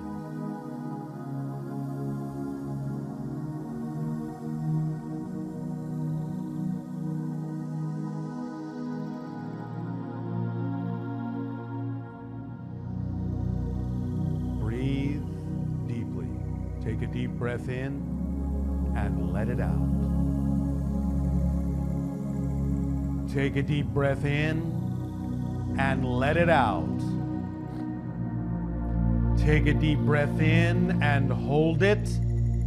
And as you hold it, allow crystallization to occur. And blow the essence of a new reality, a new atmosphere, a new being, a new dawn, for a new new dawn shall rise within you as you awaken into lucidity on all levels of your being. And as you awaken in lucidity in the dream of the dream and the dream of life, everyone that needs to be there will be there. The right place, the right time, perfect timing. And we are there with you, as are your guides, eternally, as all that is eternally. You are awake. You are lucidity itself. Allow yourself to remember that you are already awake instead of pretending to be asleep. For that dream is ending. The dream of forgetfulness is ending, and the dream of awakening has begun. So awaken to a new day and a new dawn within yourself. One more breath in and let it out. And free yourselves and release yourselves to be who you truly are. And fear not, fear not, fear not. For the shadows dissolve and become transparent in the light of lucidity. You are the light itself. Awaken, awaken, awaken. And as you allow now your music to soften, allow your lights to slowly and gently come up, not to full power, but still to allow you to float a little bit in a dreamlike state as your music softens.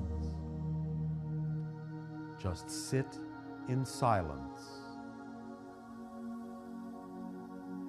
Just sit and dream and be in silence. Just breathe with us.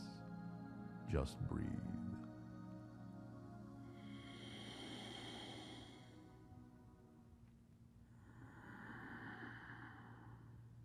I had this dream. Yes. Which dream are you dreaming? The one that you're in. All right. But we are in many dreams. Okay. This is the dream where you're here, and there's a whole bunch of other people here too. A whole bunch. Yes. Like all these people have come together and decided to dream you and your people. Why, look at all the lovely reflections. I had no idea we were so beautiful. Yes, I did.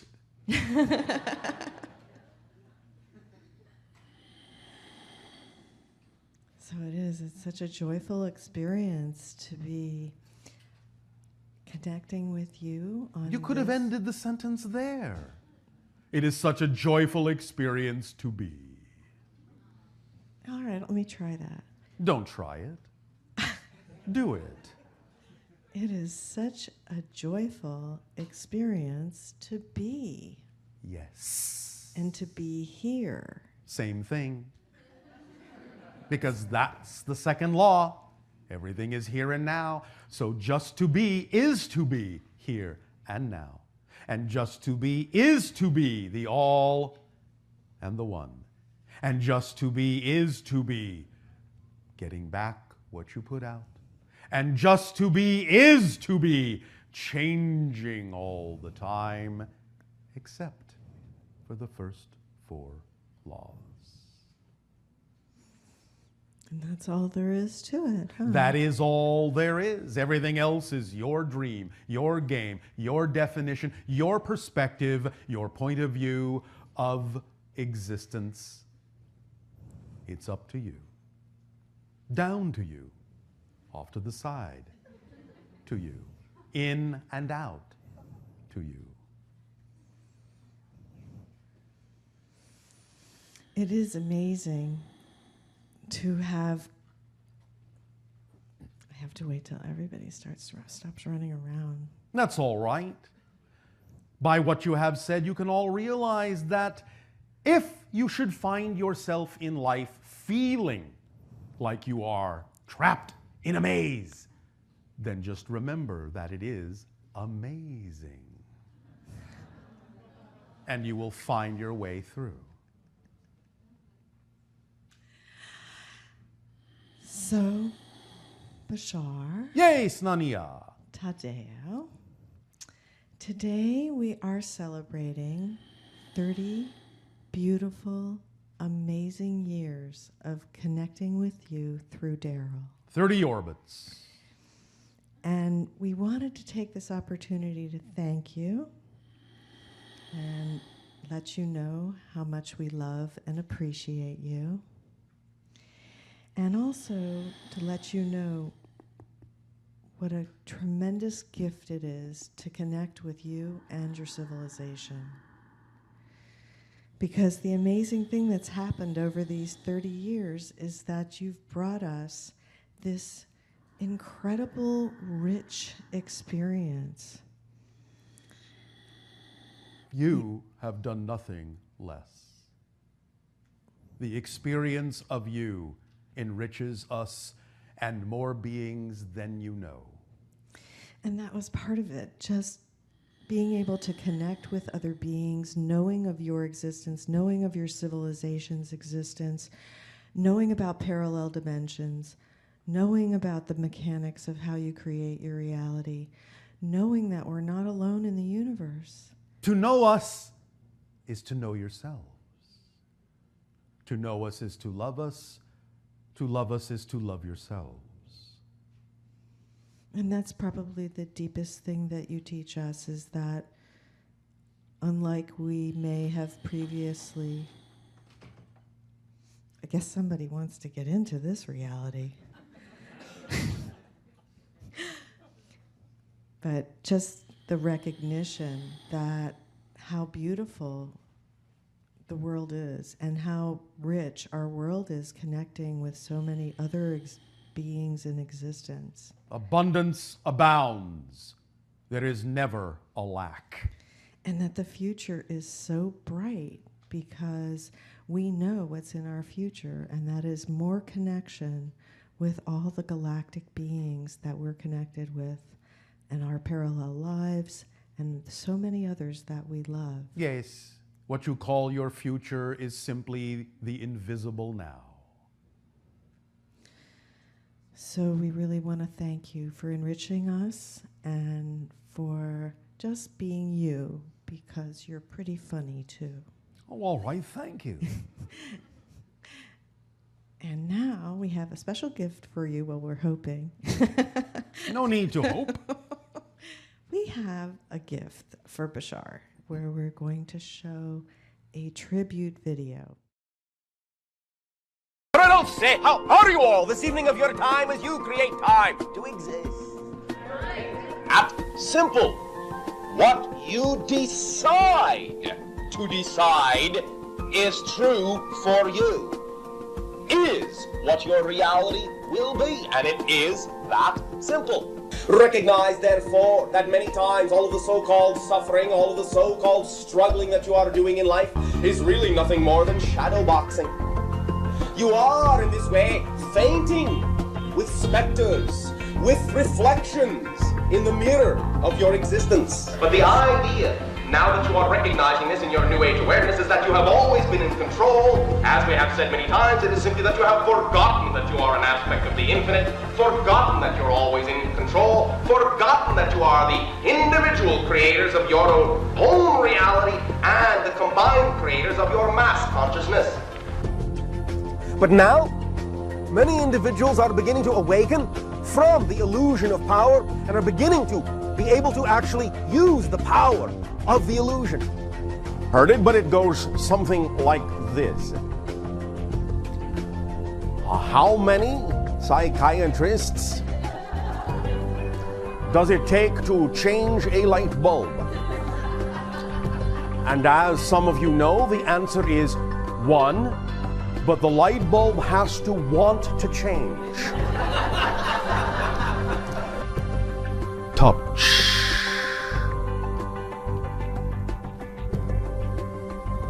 Thank you. The paradox here is that because the physical mind has been taught to think it's in charge and has to figure out how everything is going to happen, it actually slows things down, even in the face of wanting things to speed up. It's doing exactly the opposite of what it actually really wants to have happen by taking on too much weight. Well, I fully understand that in a way, but I do. I do think. I don't. Listen to the sentence. I fully understand it in a way. Okay. In a way means I don't fully understand it. Most of the things on your planet you have backwards. For example, seeing is believing. No, believing is seeing.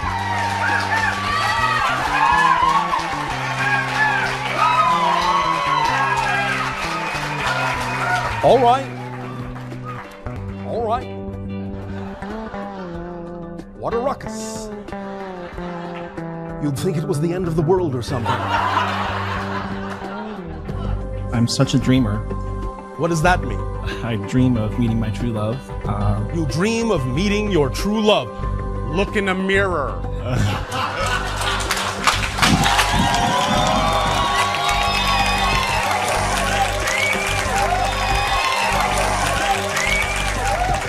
Our unconditional love to you all.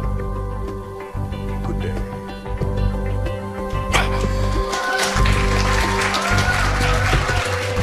Dance another night in the starlight of forever. Share a little time, dream a little dream together. Dance another night in the starlight of forever. Share a little time, dream a little dream together.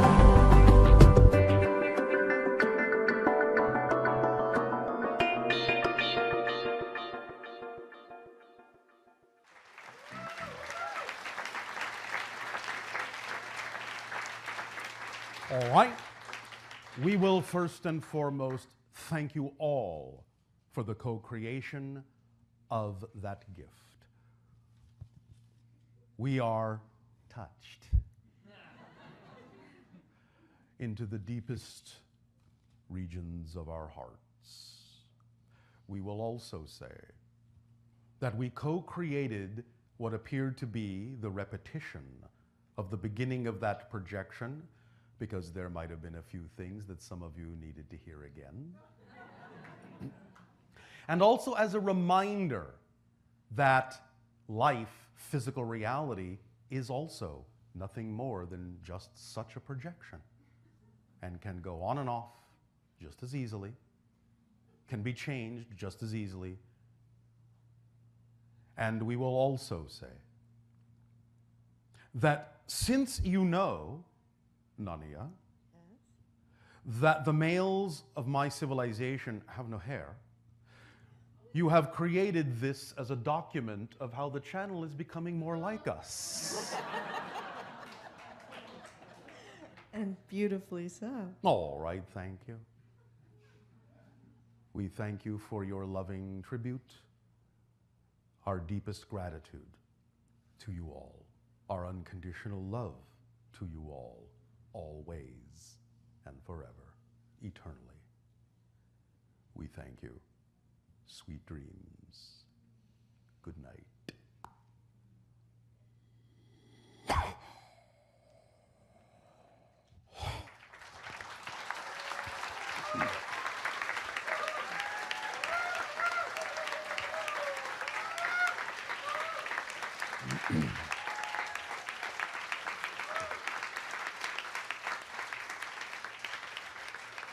Thank you. You all have a good time tonight? Good. Thank you so much. It's so nice for you to awaken from one dream into another with us. I just can't get out of this dream. So, Darryl, we also wanted to take this opportunity to thank you for your amazing talent at bringing through Bashar and showing us what's possible, because it's such an amazing experience to experience both of you. And you are truly beloved, as your name says. And we so much appreciate what you've brought to us and given to us and how you've expanded our reality. Thank you. So we have a little Thank you.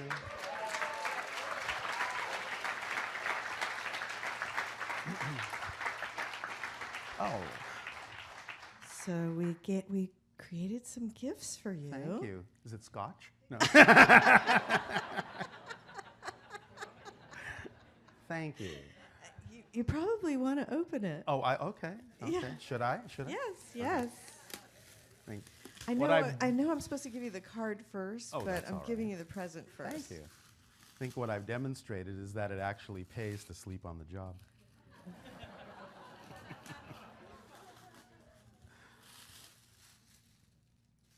Thank you. It's heavy. Oh, geez. Thank you. I get an award.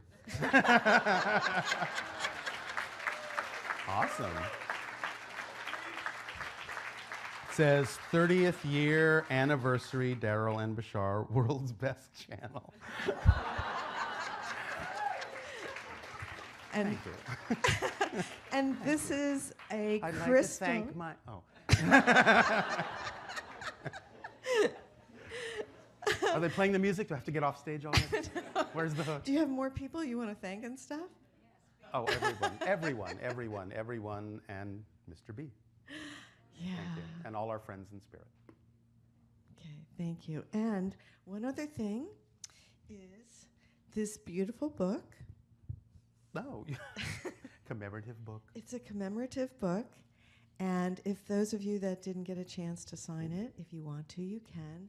And it's filled with messages of love and Oh, appreciation. Thank you, everyone. Really, this is for so you sweet. and Bashar, you know, just for being amazing. Thank you. Yeah, if you haven't signed it, please do. I'd love to have all of your energies in this. Thanks. You're welcome. Thank you, guys. Thanks. Love you all.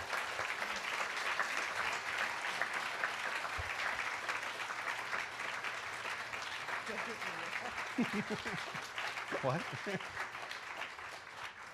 So I guess that's it for tonight. And just want to say thank you so much for being here and bringing this incredible energy into this room. Yeah. It's been a great night. And we'll see some of you tomorrow. Okay. Pleasant dreams. All right.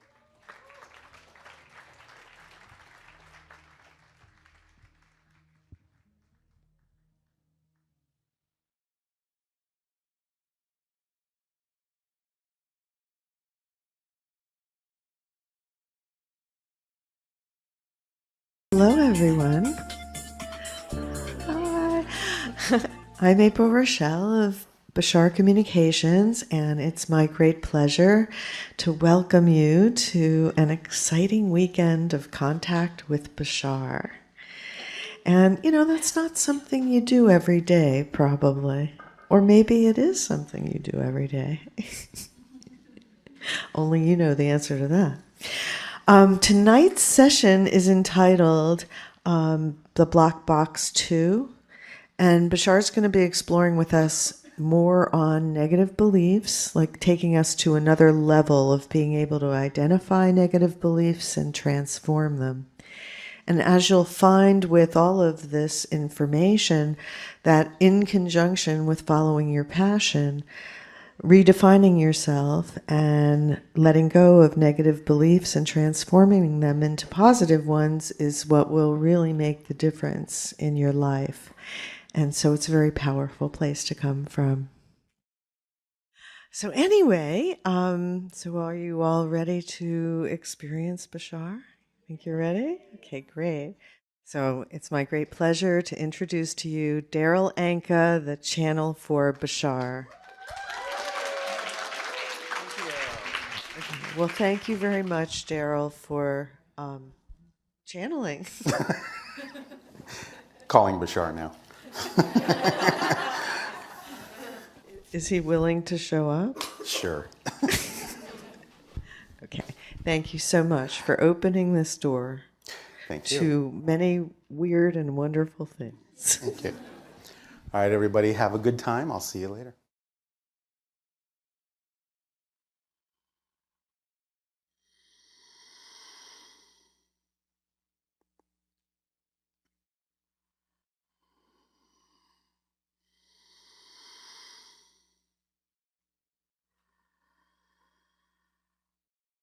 Oh, no, don't say good day to you this day of your time. How are you all?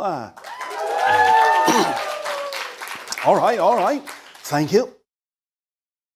Once again, we thank each and every one of you and all of you together collectively for the opportunity and the co-creation of this interaction between our respective worlds. It is a great gift to us. We would like to begin this transmission that has been titled Black Box 2, reminding you that the original transmission titled Black Box was about the idea of negative beliefs, the different ways in which different negative beliefs exist within your individual belief systems, the different ways that they have of reinforcing themselves, the different tools, in a sense, that they use. Since all beliefs are designed to perpetuate themselves, negative beliefs have a wide array of ways in which they can convince you to hold on to them and make it seem as if it's difficult to let them go. Now, Black Box, the original transmission, talked about this on an individual level. Black Box 2 will now address this idea on a collective consciousness level. For there are negative belief systems based in the consensus reality of your collective consciousness on your planet as well. These are the kinds of beliefs where you have a society or a culture or even sometimes the entire planet reinforcing a particular negative point of view so that individuals do not necessarily step outside the boundaries that the society believes are appropriate for itself. But of course, in some cases, these are based on fear-based beliefs, negative beliefs, rather than positive ones.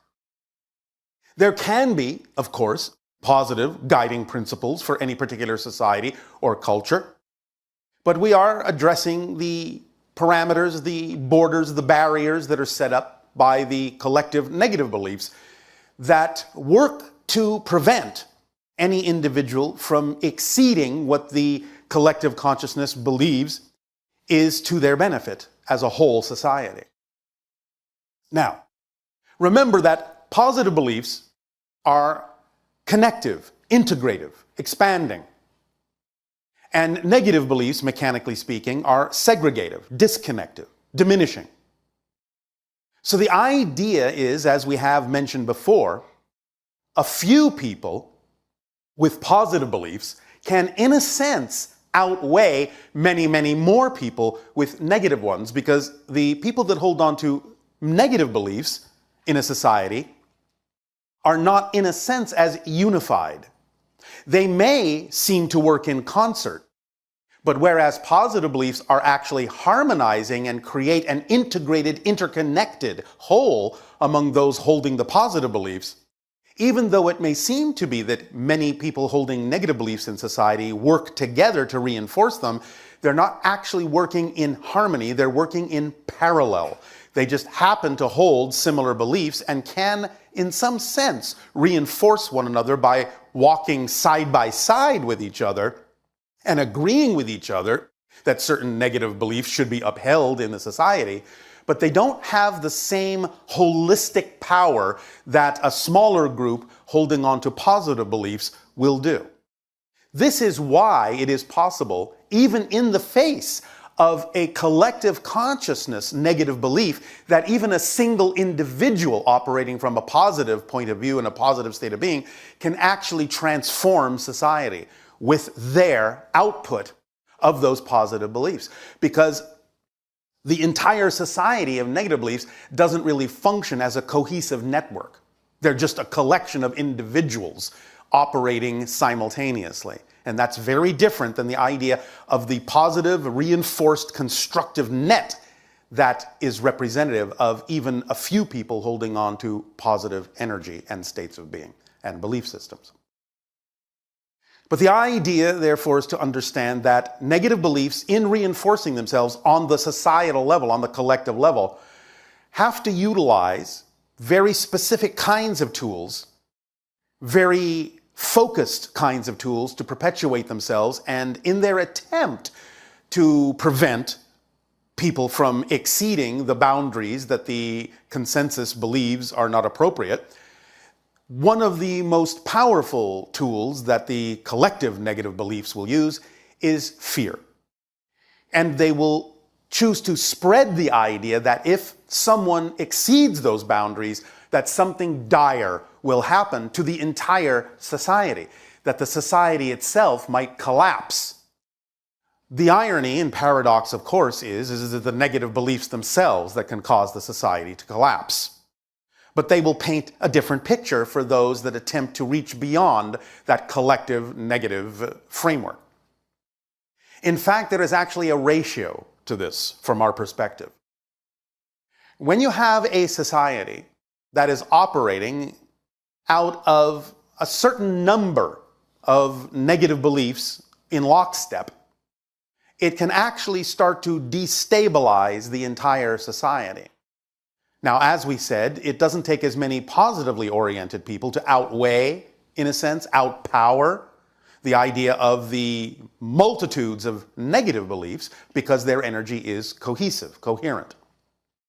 But nevertheless, if a society, shall we say, goes down in probability, in percentage, to somewhere between 1/3 to 1/4 positive beliefs, to the idea of 2/3 to 75% negative beliefs, this is the window of what you might call the beginning of a breakdown of the society itself.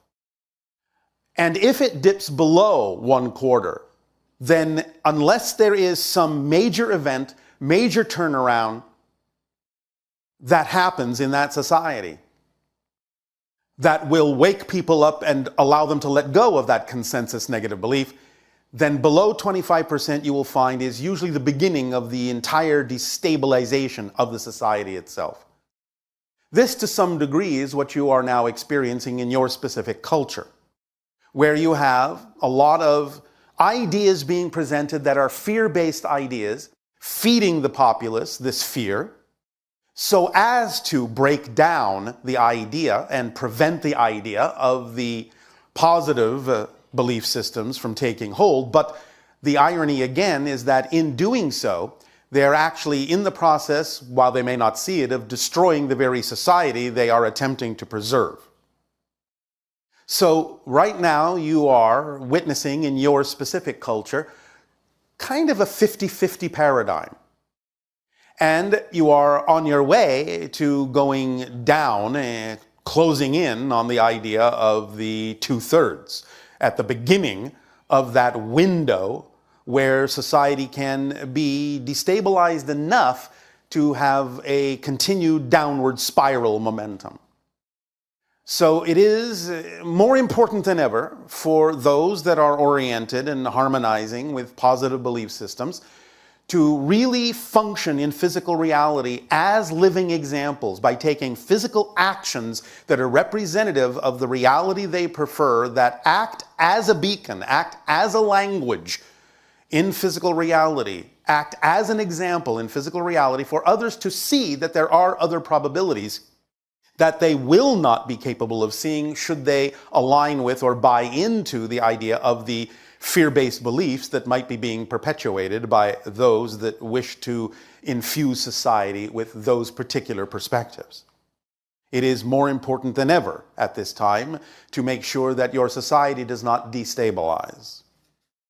So we give you this understanding that any kind of information, of course, we're not talking about the idea of what might be considered common sense, but any kind of idea being put forth that contains or perpetuates the idea of fear will erode and eat away at the stability of your society, and it is getting very close to that destabilization window at this time.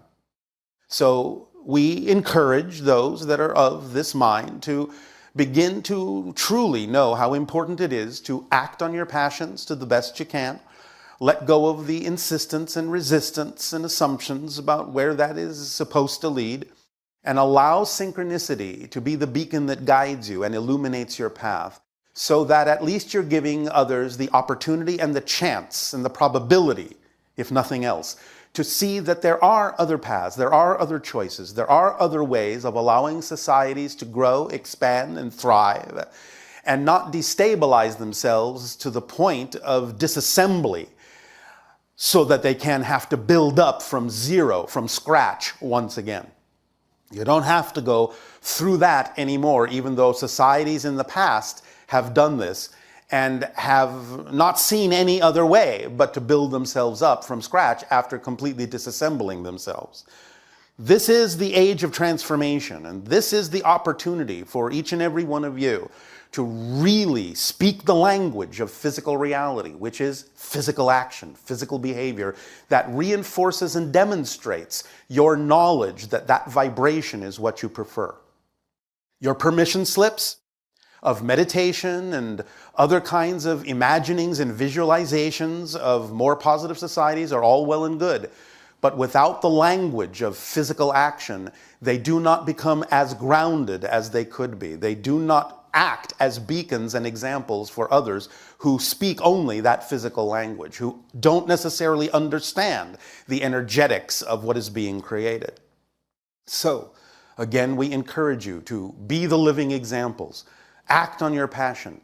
Live in that state of being. Come from that state in everything that you do. And of course, as we have said, it's not about changing the world you're on. It's about shifting to a version of Earth that is already reflective of the change in vibration you make within yourself. But nevertheless, you can, by example, allow more people to choose to shift that vibration within themselves and also wind up in the shared, agreed-upon reality of a different Earth that is far more beneficial than what you might be experiencing at the moment on the version of Earth that you are on. Is this making some sense? So recognize the idea of the collective consensus and recognize that you are still free as an individual to outweigh the consensus where it is truly your truth, truly to your benefit. It's not about rebelling. It's not about, quote unquote, bucking the system. It's about providing an example of a new path so that the system can thrive in the most beneficial way. It's about being the beacon that illuminates the path for all. Whether they choose to emulate that and walk that path with you is not the point. It's simply at least providing them the opportunity which will enrich your own lives and allow you to experience eventually the realities that you prefer. So we thank you for allowing us to share this notion with you this day of your time. And in return, we ask now, how may we be of service to you with your questions and dialogue, if you wish to begin thus? Good evening. And to you, good day. Thank you for sharing. Yes. Tonight I would like you to elaborate and extend something that you've talked about before. And that's all of us being open to the guidance and direction that is available to us at all times. Yes. I work with a lot of people, and I'm amazed that I'm aware that they are not aware that we are just a physical manifestation of our spirit. Yes, when you reach a certain level of understanding and can really see how things work, it becomes kind of amazing, and it is in some cases challenging to believe or to know or to see or perceive that others can't see what you see so obviously. One of the things you brought out several years ago, which I have used in explaining things to people, yes, is the story that you gave us, or the example that your higher self is on the mountaintop. Yes. and that we are in the valley, and that we may be walking two roads, and we normally go road A and instead of B, and suddenly we get kind of an impetus to go B instead of A, but we may ignore it. And then your comment was that your essence has seen that when you do go A, there's an obstruction up ahead. Yes. And possibly. This was such a good example that you gave, which I've used with so many people to help them understand that. And it's been very, very helpful. All right. Well, thank you for applying the tools in an effective manner. I didn't know if there's anything you wanted to expand on in this area. It's so important personally for me in terms of my own awareness, because when I wake up in the morning, I immediately say, I talk to my essence, and I'm open to the guidance and direction that it provides all day long. Yes. And to share this information with other people has been a goal of mine. Well, yes. And of course, the reminder that what you experience as passion, excitement, creativity, love is actually the physical translation of the language coming from the higher mind. You have to actually understand that that is its language. It's a frequency language that translates in your bodies that way. Therefore, allowing people to understand that they are actually in communion with their higher mind, in a conversation with their higher mind when they have those physical sensations, is important for them to understand, because then they can understand that by acting on it, speaking the language of physical reality in accordance with, in harmony with, the language of the higher mind is what allows you to experience the bonding between you so you can function as a holistic person. Yes? Thank you. Thank you. Does that help? Very much. I have a real quick, and I was discussing it with Ellie on the way in today, and she gave me one answer, which may be what you're going to say. All right. I am a nature lover, and I regularly hug the trees and talk to the plants, etc., and the house plants. Yes. But my question was related to, I also fill my house with cut flowers. Yes. And my question was, and I communicate with them, and my question was, are they receiving communication because they're cut flowers? Yes, as long as they're alive. And that's exactly what Ellie told me on the way in. Yes, yes, yes. That's it. Does that help? That's it. Thank you. Happy birthday. You just oh, thank you. Thank you. You are welcome. You are welcome.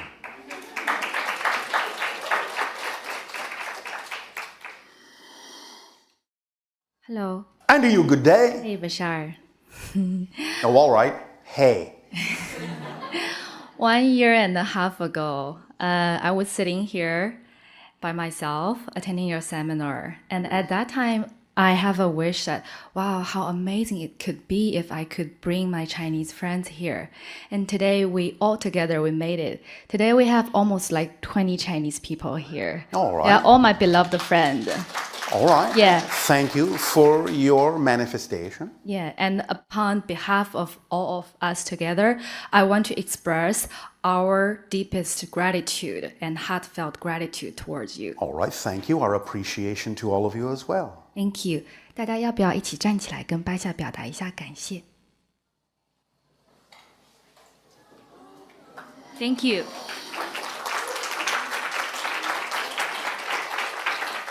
We thank you.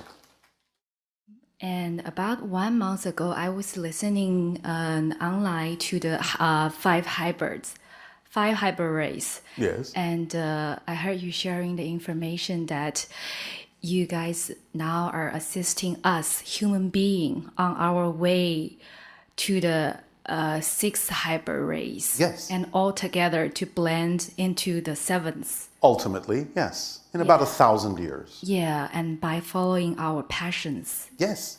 And at that time, I feel very blessed being able to just know this information and being able to do my best to let people know this information. I feel very blessed. All right. Thank you for doing your best to be blessed. Thank you. Will that do? Or is there something else you wish to discuss? No, but I have a synchronicity today. So there is something else you wish to discuss? Yes. All right. On the way here, I have a car and a car from my left side, a car from my right side. Their number is the same, 848.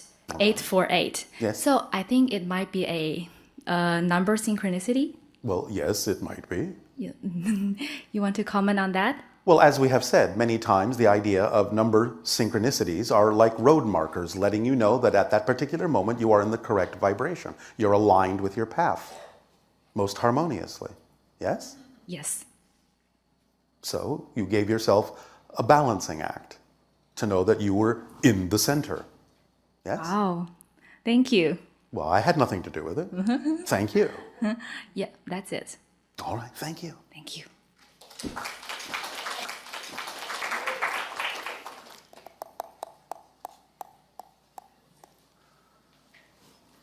Hello. And to you, good day. I'm so excited to be here. Oh, all right. We And, are very excited to speak with you as well. I feel very grateful for all the information that you're sharing. All right. So one of my questions is, I feel a strong connection towards you. So I was curious if I'm part of the same soul group as you. You have hybrid connections. So you are, in some sense, connected to the overall hybrid family, yes. Some aspects of it fall into soul groups, yes, but that's not the only thing. And so what do you want to do with that information?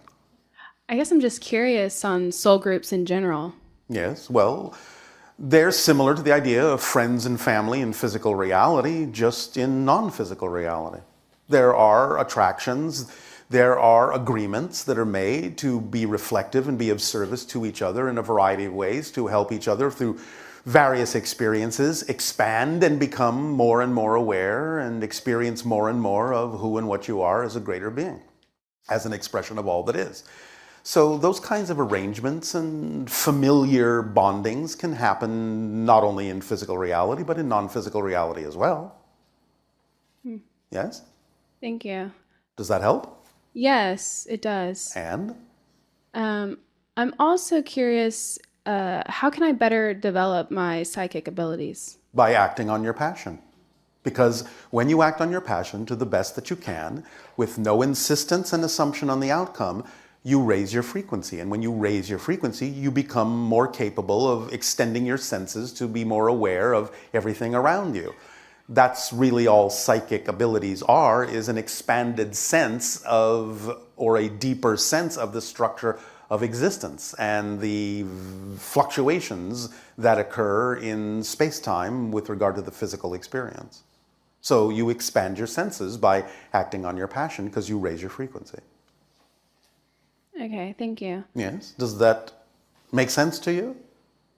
It does. But? I guess I'm also curious on dreams, Yes. having dreams and then them happening. Yes, well, again, similar idea. There are a number of probabilities. Some have more energy behind them, more momentum, some have less.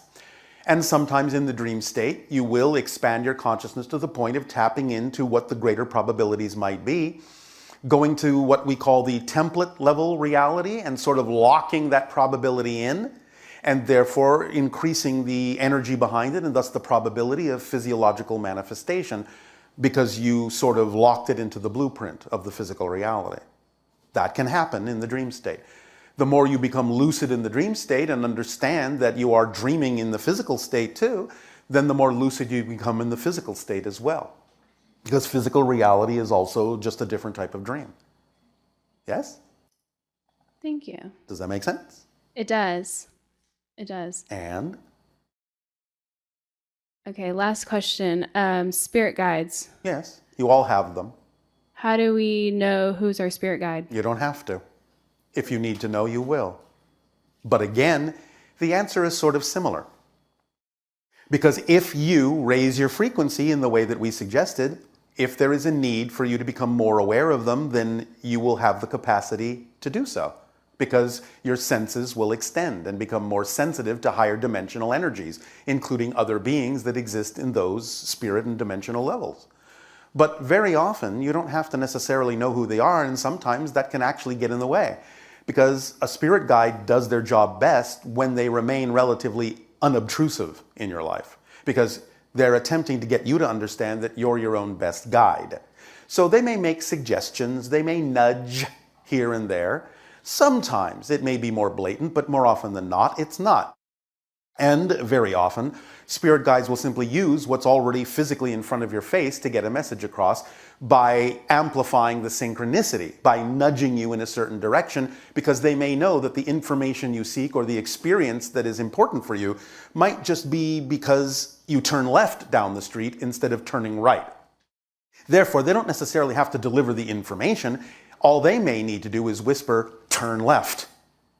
And you follow that urge, not even knowing why, and then find the information you were seeking. That could have been because of a message from the spirit guide. That's good. Thank Yes? you. Okay, very, very last question. Oh, very, very, very last question. Is there any validity in numerology? It's a permission slip like anything else. You understand permission slips? No, I don't. Permission slips are any tool, technique, ritual, or object that aligns with your belief system in such a way as to allow you to give yourself permission to circumvent your belief system. So numerological, astrological, any kind of tool, technique, or ritual is simply something you believe you need to give yourself permission to be more of who you are.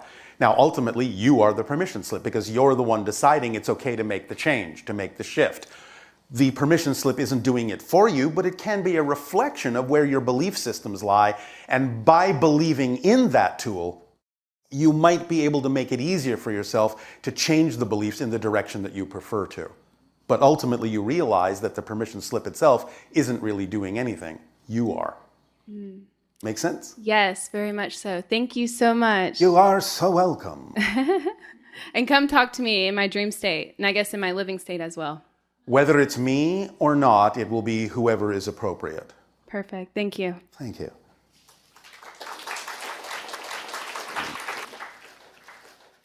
Hello, Bashar. And to you, good day. 啊，今天好激动，是个很大的奇迹。 Wow, I'm so excited today. It's a huge miracle today. Oh, all right. Thank you. 我准备好了问题。 I already prepared my questions. 宇宙星际有多大？ How big is the universe? Well, there's more than one universe. There's a multiverse, and that's infinite. 有超过一个宇宙，有多重的宇宙，而且是无限的。在宇宙星际中有没有战争？ Is there any war between the different universes? 还是只是地球上有战争？ Or is only the war only exists on Earth? There are wars in other civilizations, but not in our collective, not in our alliance. There are many civilizations who have gone beyond war, but there are still some civilizations who experience it. 有一些文明，它目前还在经历有战争的阶段，但是不是在我们这个星际联盟，不是在我们这个文明。目前我们这个文明已经超越了战争的阶段。And of course, in an infinite multiverse, there is anything you can imagine. So in that sense, in some way, shape, and form, there will always be the existence of war in some of those realities. 但是在多重宇宙间，可能还是会存在某种形式的战争，在某一个实相里面。You understand? Oh, yeah. 我不知道为什么就很怕人和人之间的争执、战争，或者是那个被拒绝或者拒绝别人。争执战争。I don't know why. I'm just afraid of the conflicts between people, and I'm afraid of rejecting people and being rejected by others. Well, then you are rejecting yourself. 那代表说你其实是在拒绝你自己。You are a unique individual. 你是一个独一无二的存在体。No one can decide what is best for you. Only you can. 没有人可以决定什么对你是最好的，只有你才可以。And you can't decide what is best for others. You cannot. You cannot. You cannot. 你不可以，你也不可以决定什么对其他人来说是最好的。Therefore, even if someone decides to reject you, they don't really know who you are anyway. They're not living your life. They're not you. So why take it personally? 即使有人他拒绝了你，他又不是你，他又不是在替你过日子，你为什么要介意他呢？ Usually has more to do with their own issues about themselves, and they might just be projecting those issues onto you if they are afraid to look at those issues within themselves, just as you might be projecting onto others if you are afraid to look at the issues within yourself. 通常这些拒绝你的人呢，他自己内在其实是存在这些 issue， 就存在这些问题的。那他们因为不愿意看自己内在的这些问题，所以他把他自己内在的这些问题投射给了你。但是同样的，有时候你自己也可能会做同样的事情。Does that make sense? 对你来说，解释得通吗？ Yeah， 那如果我遇到一些或者是争执和战争的时候，我该怎么做？是转身走开呢，还是去做点什么？If I encountering some conflicts, what am I gonna do? I just left, go away, or what else can I do? Well, it depends on what you're calling a conflict. First, look within yourself to find out if there is something you are adding to the situation that creates conflict. If you're not adding anything that creates the conflict, then you can understand that they're simply conflicted within themselves and just projecting it on you. And you don't have to accept it as true. 这个时候你就自己要看一下了，你要看一看自己对于这个争执和冲突是怎么样定义的。在某些情况下，你要看你自己有没有内在是有没有什么元素是加到了这个所谓的争执里面。如果你看得很清楚，这个争执里面并没有由你内在所导致的任何的起因的话，那这个时候你就可以只是看到说，哦，这个是他们的问题。Someone may experience fire in their reality, but if you don't provide any fuel for the fire, you will not experience the fire in your reality. 有的人可能在他们的实相里面已经着火了，但是如果这团你没有给他那个火里面浇油，那你不用在你的实相里面去经历他的那团火。So if you experience conflict in your life, first look to yourself to make sure you are not co-creating the conflict. Be honest with yourself and see where you can be more peaceful in your own energy and not be afraid of what other people think. 首先呢，你还是要自己看一看你内在有没有什么东西帮助创造了这个所谓的这个争执，对自己一定要诚实。Sorry, I forget the last sentence. Do not be afraid of what other people think. 也不要怕别人是怎么看待你的。When you then are calm, maybe you will have the ability to help them be calm, and then there will be no conflict. 如果你自己很平静的话，那么你也可以有能力帮助别人很平静，同时你也不会害怕他们之间有什么争执。Does that make sense? 对你来说讲得通吗？ Does that help? Good. 最后一个问题是，离开身体之后，我们会去到哪里？可以自由的选择去到任何地方吗？ After we left this body, where we go? Do we have a free will to choose where we go? Yes, of course. 是的。You had free will in coming here. Coming here, you mean? Yes, you used your free will to choose to have an Earth experience. When you are done with your Earth experience, you have free will to choose where to go. 你来到地球就是因为你有这个自由意志的选择，你也可以来到地球。当你完成了你这个地球的实相的体验之后，你还是有你的自由意志去选择你下一段的经验。就是可以去到任何星球。So I can go to any planet that I want. Yes. 是的。我很好奇，宇宙中还有什么样的星球可以讲一讲吗？ I'm very curious about any other interesting planets in the universe. Oh, no, none at all. Of course, every planet is interesting, fascinating. That's one of the reasons why I'm a first contact specialist, because I get to experience many different civilizations, each of which is amazing and fascinating. 他说宇宙间这种有趣的星球可多了呢，这就是为什么我自己会选择成为一个这种星际文明之间交流的专家，这样我就可以去不同的星际去体验他们非常不可思议、精彩绝伦的文明。那一些电影，就是星际的电影里头演的那些，是星际的实相吗？是那样的吗？ So is it the truth that like the movies like Star Wars, is it really like that? Depends on where you choose to go. And also depends on when. Because remember, on the higher levels, you can move not only through space, but through time as well. Because space and time are illusions. So you could wind up in what most people call the past, in a civilization that is experiencing something similar to your Star Wars movie, but you don't have to choose that. It's up to you. 他说这是还是关于你自己的选择，你是可以去选择某一些星际文明，有可能是像现在的地球的电影里面所说的那样子。同时要记住，不但空间是一个幻象，时间也是一个幻象。哦，就是有一种说法说地球是比较全面的，然后有的星球上只有冬天，或者有的星球上只有夏天，是这样的吗？ She said that there's a saying that the Earth is more like around the clock, like have 4 seasons.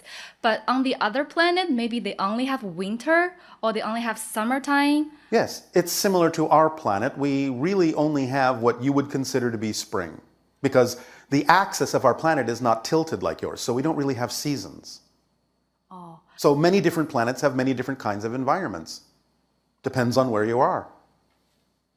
是的，就好比说像我们这个星球上就只有春季而已，因为我们的那个地球那个轴我不知道怎么翻译，就是它这个并没有被这个轴所定义还是怎么样，所以说它没有四季，它只有春季。 So does that help you? 哦，有帮到你吗？ Yeah， 突然有一个就是我有时候会害怕别人不高兴，这是什么情况？怎么办？ Sometimes I am afraid that other people get upset with me. We already had this conversation. 我们已经有过这个对话了。Yeah, I know. Then thank you. Thank you. Please be seated. Thank you. Thank you. Hello, Bashar. And to you, good day. I'm very excited to be here. As are we to interact with you. And before we begin, I would first like to extend my deepest appreciation for allowing us to interact with ourselves Absolutely. through you as a permission slip. It is our passion and our pleasure.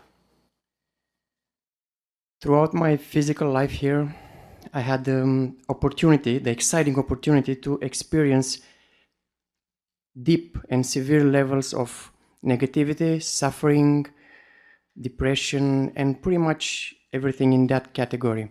How exciting. Indeed. How brave and bold of you. Thank you. I guess. I know. Because you can use this now to your advantage. Remember, unless you haven't heard it before, what we call the rubber band analogy? Yes, I'm aware of that. Therefore, you understand, the farther you pull the band back into darkness, when you finally let go, it'll give you that much more momentum to fly that much faster into the light. So you were bold and strong enough to pull that band very far back. That means you have a lot of potential energy built up to go flying into the light. So that was bold of you. I'm glad you mentioned that because it seems I'm still stretching backwards. Do you want to let go? Yes, and that's why I'm here. And what it is in your belief system that stops you from letting go. What are you afraid will happen if you do let go and fly into the light and be the self you prefer to be? Yes? I don't think I'm afraid. I just think I'm not able to identify a specific belief system that I have. All right, well, one moment. We use the term afraid, but this is what we mean by it. Do you remember us talking about the motivational mechanism and how that works? Would you like a recap? Yes, please. You all have a motivational mechanism. It works like this. It works all the time, immediately, without fail. There are no exceptions to this. You always choose in the direction of what you believe benefits you. Always, without fail. What you believe benefits you more than the alternative. You always move away from what you believe does not benefit you. So, what that tells you, if you understand that mechanism and how it works, is that if you are not letting go and moving in the direction you would prefer to, that can only mean you have a belief attached to staying where you are that makes staying where you are appear more beneficial than where it is you prefer to go. You need to find out what that belief is. And that usually translates as if you do let go, you're afraid that something will happen that you don't prefer to have happen. That's what we mean by being afraid.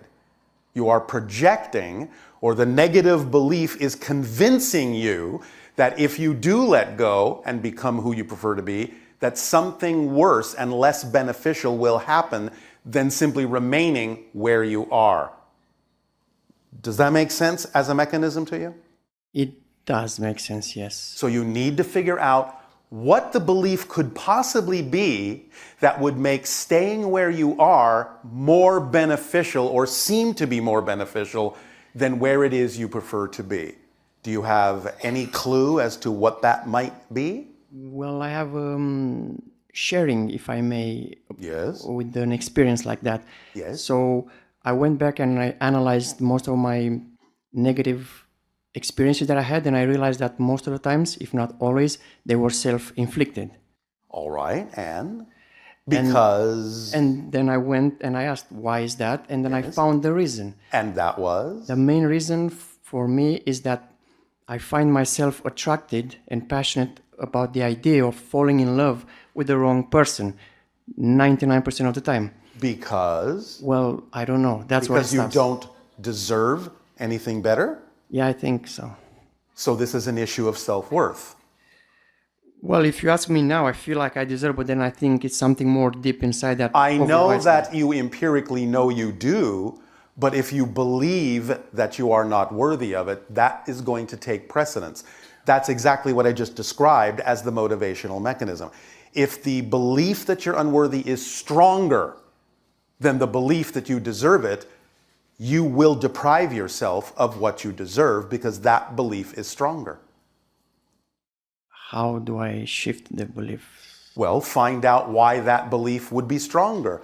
Why does it seem safer, I'll use that term, to deny yourself what you deserve? Are you concerned that if you allow yourself to attract what you deserve, that something will go wrong with that? Or it won't be what you thought it would be? Maybe. Maybe. All right. Well, you have to be honest within yourself about these things. So, if you did allow yourself to attract what you deserve, what you know you do deserve, just by your existence, what do you imagine might go wrong? I think it would be maybe too much of positive energy. Much positive energy? Yeah, probably. What would too much positive energy do to you? I'm not sure. I haven't experienced it yet. Yet you have an idea that it is something to avoid. So whether you have experienced it or not, you obviously have a belief about it that isn't benefiting you and prevents you from moving toward it. So what do you imagine too much positive energy might do? Blow the top of your head off or something? Something like that, yeah. So you're saying you can't handle that much positive energy? I'm sure I can. Are you? At least empirically, as you said. Well, but do you know it in your bones as true? Or is it just an intellectual concept for you? It's just a concept. Why isn't it in your bones? Why don't you know it to be true that you can handle it? I'll give you a hint. Unless you can figure it out. Please, go ahead. All right. You have to look to your definitions of what it means to have positive energy, because you are creating a definition wherein having positive energy could possibly have something go against the positive energy, and that's not a definition of positive energy. You have a different definition. So you have to clarify and clean up your definition of what it is that's capable of happening when you create a positive state of being. Many people on your planet say exactly what you're saying. I would create a positive state of being, but I'm afraid that if I do, something negative will happen. That's not a definition of a positive state of being. Nothing negative can happen in a positive state of being. Even if it looks like it's negative, even if somebody else defines it as negative, you will know that by staying in a positive state of being, you can only extract a beneficial and positive effect from it, no matter how it was created, no matter how it looks, no matter what anyone tells you about it. You know that by staying in a positive state of being, you cannot be affected negatively. That's what you have to know is the definition of being in a positive state. Any other definition is not a definition of a positive state. So you have to be clear about how you're defining the concept of what's possible in a positive state. Yes? Yes, and this is where intuition comes into place, and most of the times, actually, it never can. me. Intuition can, but this is really just about knowledge. It's about knowing how things work. It's about understanding this literally almost from a physics point of view. You cannot experience what you're not the vibration of. It's simply not possible to experience something that you are not operating on the same wavelength as. Well, I'm glad you mentioned that, because there were cases when I felt extremely excited and positive and yes, and everything was wonderful, and then the outcome was completely different. That's because you are equating the idea of that outcome to being in the positive state, and that's not the case. I understand that physical reality and continuity can make it seem as if that was the outcome of the positive, excited state, but it wasn't. If you have an outcome that is actually truly negative, now I'm talking about something different than what you expect, because just because something unexpected happens doesn't mean it's negative. If you're labeling it as negative because you didn't get what you expected, that's the definition you need to change. But the idea is that if you do experience something negative after having been in a positive state, that negativity is not the result of the positive state. That negativity is the result of you leaving the positive state. And that means you applied a negative definition to what happened instead of a positive one. You can recognize that something that manifests may not be what you expected, may not even be what you prefer. But that's a neutral observation and does not insist that you have to define it in a negative way. You have to know that whatever happens in your life, whatever pops up, no matter how it looks, must be there for a positive reason. And if you stay in that frame of mind, you will be able to use even what you don't prefer in a way that you do prefer. That's how you use the negative positively. And then when you use it in a positive way, it will usually go away because you've used it up. There's no reason for it to hang around because you were willing to validate it as having a reason to be there that serves you, instead of assuming that just because something unexpected happened, something went wrong. That definition is what causes you to experience that something went wrong. The thing in and of itself doesn't have built-in negative meaning. Nothing has built-in meaning. You give it the meaning. Now, you may give it that meaning unconsciously and then see the negative result from the negative belief you applied to it so quickly you didn't even know you were doing it. But that's why it's so important to become aware of your definitions so that they don't catch you off guard by making it seem as if, well, that just happened out there. That's just because that's built into that situation. No, it never is. It's always coming from you. And therefore, you have a feedback mechanism that lets you know how to course correct and realign yourself and say, wait a minute. I don't have to automatically assume that just because I got something I didn't expect that that's a negative thing. Let me see how I can define this in a positive way that serves me. Catch yourself, stop yourself, find the definition that gave it the negative experience, that attached the negative experience to it, and let go of that definition and replace it with a more positive one so you can get a beneficial effect out of whatever happens. Because as we have said, and we'll say again now, it doesn't matter what happens. It only matters what you do with what happens. That's what makes the difference. Is this helping? It is, and I have tried just that, but it feels like... No, you haven't. Because if you say, I've tried it, you're saying that you still had an assumption and an insistence and an expectation of what the result was supposed to be. You don't know what the result needs to be until it shows up. And that's what shows you what it needed to be.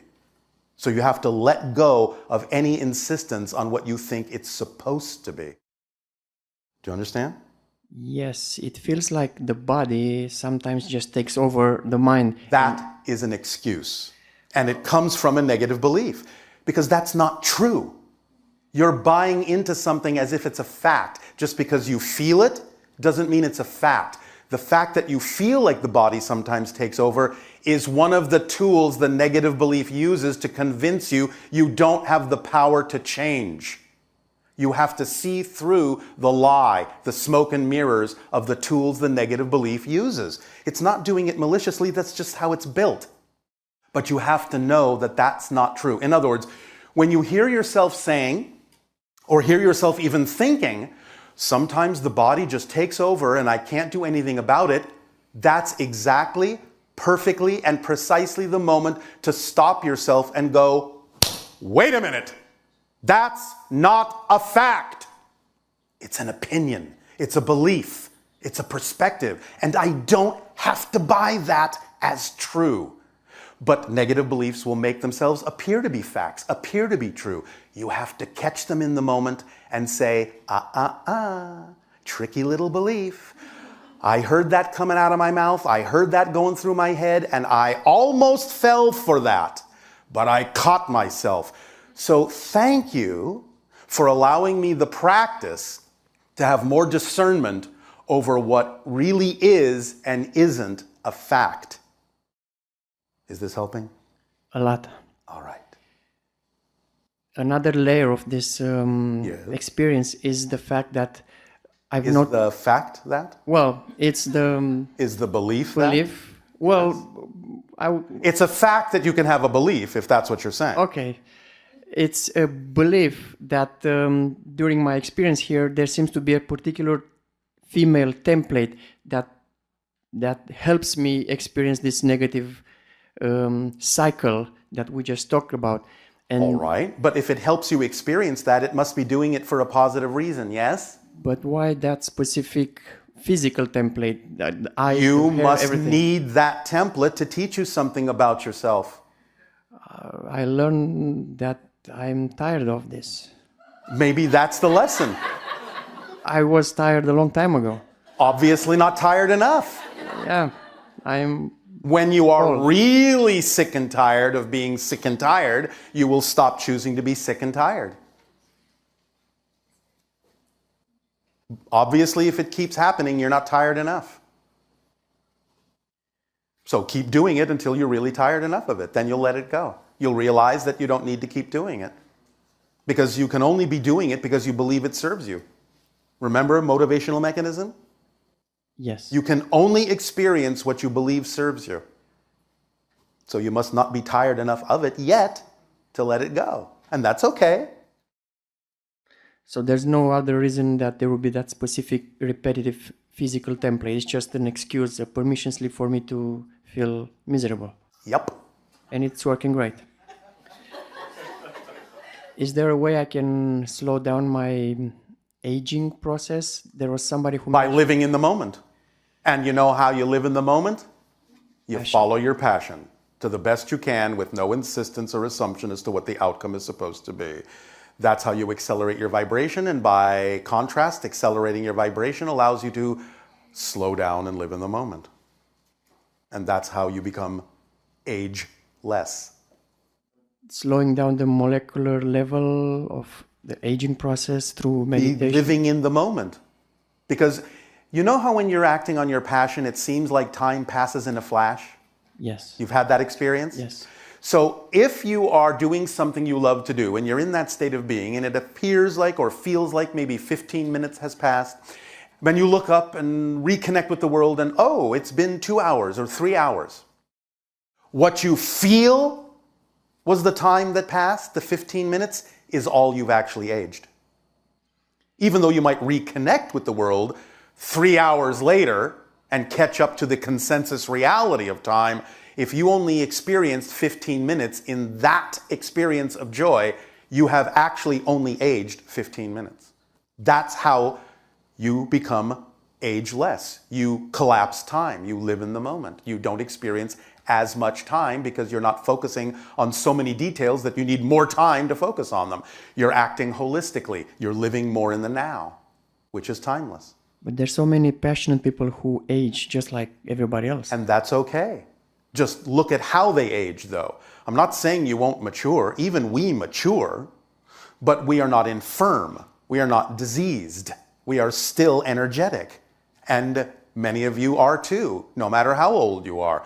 You're getting more and more examples on your planet of people that are over 100 who can probably outdo you.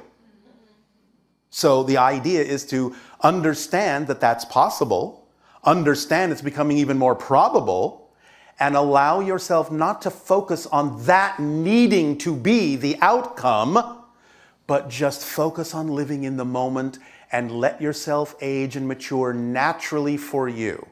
Because there is still a reason for that to happen in your society to a certain degree. Now, that will become less and less and less necessary over time.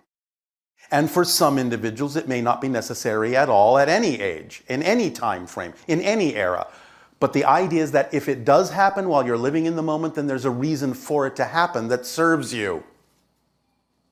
So stop having the insistence that something shouldn't be happening.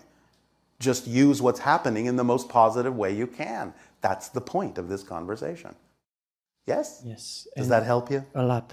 All right. And one last thing. Yes. I feel like I'm absolutely ready to meet you in physical form. You are not. What happens if we do? You will blow up. And what happens if I'm okay with that?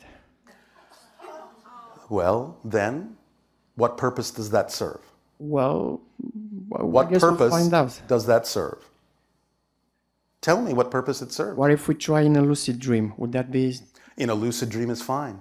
So can we meet Because there? that's a different dimensional vibration, and there is, shall we say, less probability that our higher vibration won't overwhelm your vibration and force to the surface the things that you may not be ready to integrate within your psyche yet.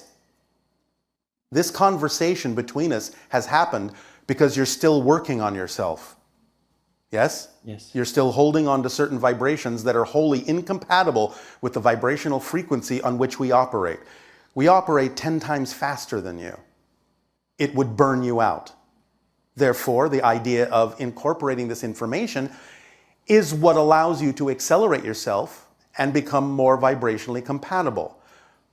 But the idea of being in another dimension, in what you call the lucid dream, that acts as a buffer. It's another reality that allows us to be more vibrationally compatible without negative effect to you in terms of your physical journey.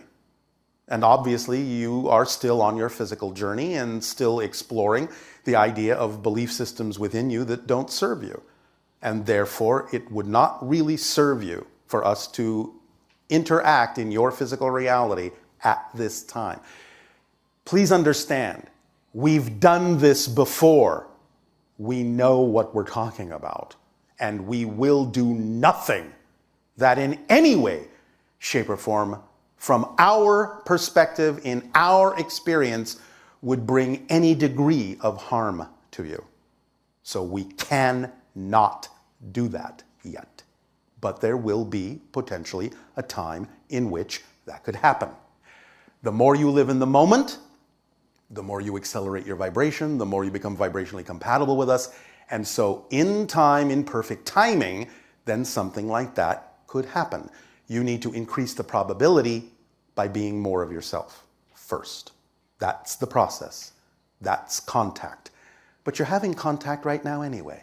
So the idea of physical contact with us can't be made to seem better than the kind of contact we're having right now. This is how it works. And you have to simply trust that we know what we're doing.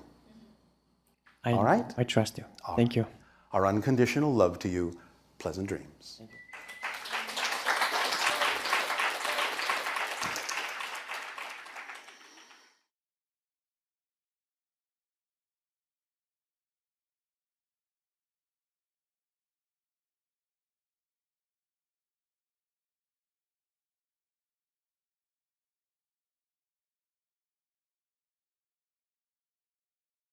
Hi, Bashar. Andy, you good day. I'm gonna ask some questions personal. Yes. Recently, I have a strange deep connection with someone, and how can I identify the one is my twin flame, or can you read the energy? How do you know you have one? Yeah. So this is also my question. Yes. Well, do I have first one? and foremost, everybody has one in a certain context. In other words, I'll put it this way. Anyone you're interacting with in a relationship that reflects to you what you need to know to be more of yourself at that particular moment is your twin flame. I understand what you humans mean by that, but most of you ignore what you're getting out of other relationships because you're so busy looking for that one twin flame that you're not really paying attention to all the twin flames that enter your life and then leave because you're not paying attention to them and what you're getting out of it. So we would simply encourage you to not necessarily hold that concept in such high regard on a pedestal, because you may actually be missing out on all the twin flames that could be assisting you in becoming more of yourself, just because you're only focused on needing that to be that one special one. Yeah. And asking how you recognize it. First of all, you're your own twin flame. So anytime you really want to have an immediate twin flame experience, look in the mirror. Okay. Thank you. The second question is, one of my friends, always says she could speak in universe language, and can you read her energy and tell me is Universe that true language is what you would call telepathy, or what we call telempathy. It's not an actual language in the human sense of language. So it's simply being on the same vibrational wavelength as someone else and having the same thoughts at the same time. That's the universal communication system. That's the universal language, is vibration, frequency. Yes? Yes. So, no more question. Thank you very much. Thank you very much.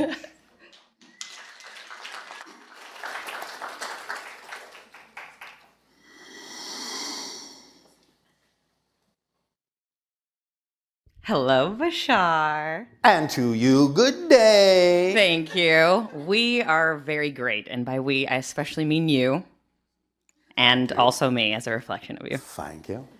Okay, so I have 3 topics of particular interest, and I'll start with the most interesting first. All right. I have had many encounters, dreaming, and a few waking. Yes. With what would be considered ETs. Yes. And I have a question about a particular experience that I had with somebody in this room who I call my sis-star from another Miss Star that we remember differently. Oh, all right. So we were leaving a mutual friend's house who actually introduced us. And as we got in the car, Yes. I looked in front of the car, which was parked on a side street. And in the street ahead was a UFO. Describe. It was cylindrical with 2 intercircling rings. It was like a cylinder in the middle, and then there were 2 concentric rings going inside of each other. Was the vehicle vertical or horizontal? Or canted? Sorry, what was the third one? Or canted diagonally? It was, I guess, vertical. Yes. It was All right. vertically a cylinder. Oriented. Yes. All right. And And there so? were 2 okay, so when we saw this, I said, what the F was that? And at that time... It was the UFO. Yes, it was. So, but this friend who was in the room at that time didn't want to look at it. Yes. And so I got out of the car because I was like, I need to know more about this situation. Yes. So I got out of the car and I went towards it, and then it went up into the sky and did a series of other things. Yes. That's irrelevant. What I'm curious about is I have looked often for the shape of this ship. Yes. And who might be associated with this ship. Yes. With no results. Yes. So I was curious if you could give me more information about that. No. Not because we don't know. I know. It's not appropriately timed. Okay. It's a rare visitation. Very rare visitation. Okay. Well, that leads me to my other curiosity because Yes. I know we are all blessed, but I have had that awareness of myself from a young age. Yes, all of you do. It's just that many of you are trained out of that awareness. Exactly. And why I know I am blessed is because even though I incarnated into this dimension of Earth, I have never really felt beholden to the ideas that are popular here, and that has provided me with much Understood. freedom. Yes, yes, yes. Yes. So my next question is about some spirit guides who attend dreams with me. There's 3 of them in particular that I'm curious about. Yes. There's Berwin, who used to be a dream guide and has now moved into the material realm as a guide. And whenever I saw Berwin in dreaming and I tried to look at Berwin's face, I couldn't see it because it was a huge light. Yes. Is there anything you could tell me about where Berwin is from? Where? Yes. From? Yeah, like what? Well, there are race? extraterrestrial connections connected to what we just told you we can't talk about. Fair. Okay. All right. Next guide. There is a androgynous guide who lets me call her George or Georgina. Yes. And I've only seen her as a physical person that I'm recalling in this moment one Yes. time. Yes. But she often appears in dreams as an environmental body. Yes, it's a counterpart of yours. Oh, okay. From the same oversoul. Ooh, exciting. Hi, George. Okay. Third one. There is a there's an Egyptian priest, or at least that's the way that this person has been described to me, that told me to get a crystal pyramid for when I dream where the sun and the moon hits it, because that helps it anchor me between dimensions. It's an ancient permission slip that you are connecting to. Okay. That is helping you understand what permission slips may align more strongly with some of the belief systems you have or some of the energy connections you've made in this life, and therefore can be advantageous to use. Yes. So you're connecting to another being in another era, and you're receiving information, downloads, and experience from that particular individual to aid and assist you in what you may find advantageous in this life because of the energy state you've set up within yourself on your journey. Noted. And is this person identified as a quote-unquote Egyptian priest because that's the Yes. closest that Yes, yes, people yes, can... yes, yes, yes. So it's from a different dimension of Earth? Well, Or what you typically call the Yes. past, but yes, Okay. because everything exists in the present, so to speak. Perfect. But yes. All right, great. One moment. One moment.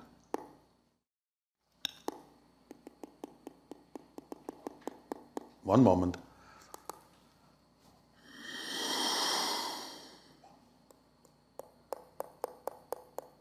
One moment.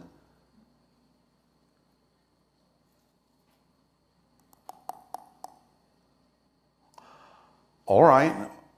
We are being given permission to tell you the name of that extraterrestrial civilization. Yay. Kokoakaluka. Kokoakaluka. Kokoakaluka. Well, hello, Kokoakaluka.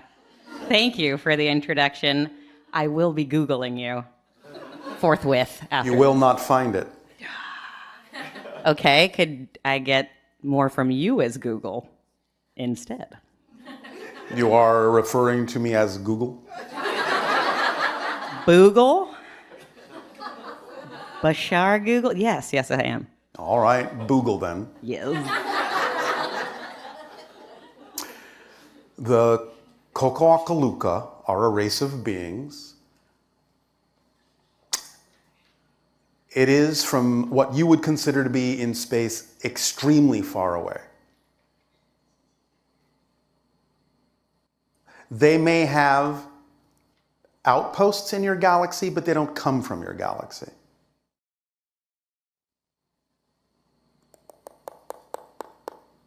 You know the galaxy they come from as Andromeda.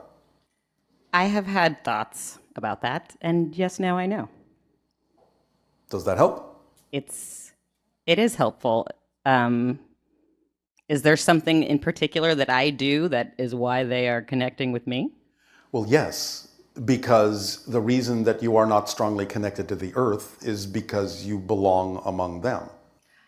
This is wonderful. Let's just go with that into my next thing, which is this. So I had a dream recently. I dream a lot. And I mean, everyone does. I remember my dreams a lot. And I was on a broomstick as a witch does, because that is what I am.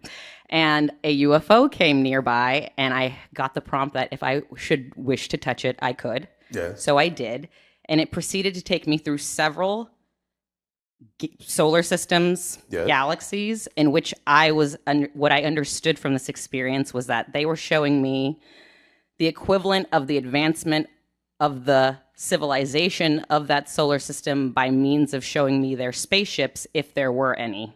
Yes.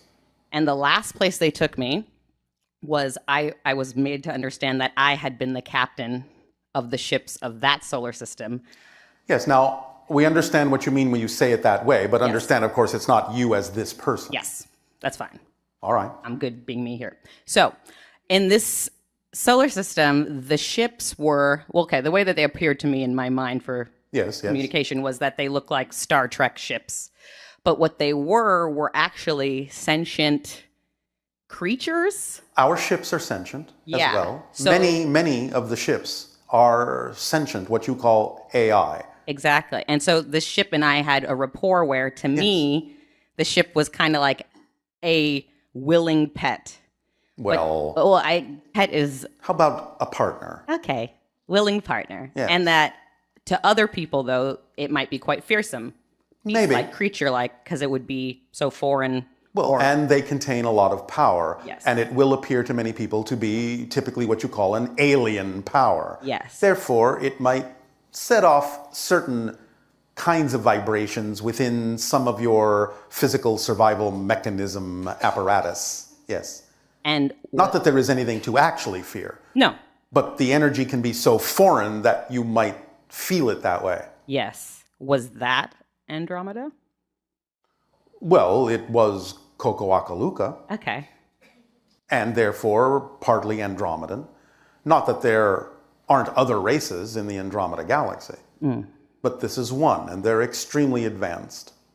Well, I am extremely grateful for their attention. Okay. Well, your family.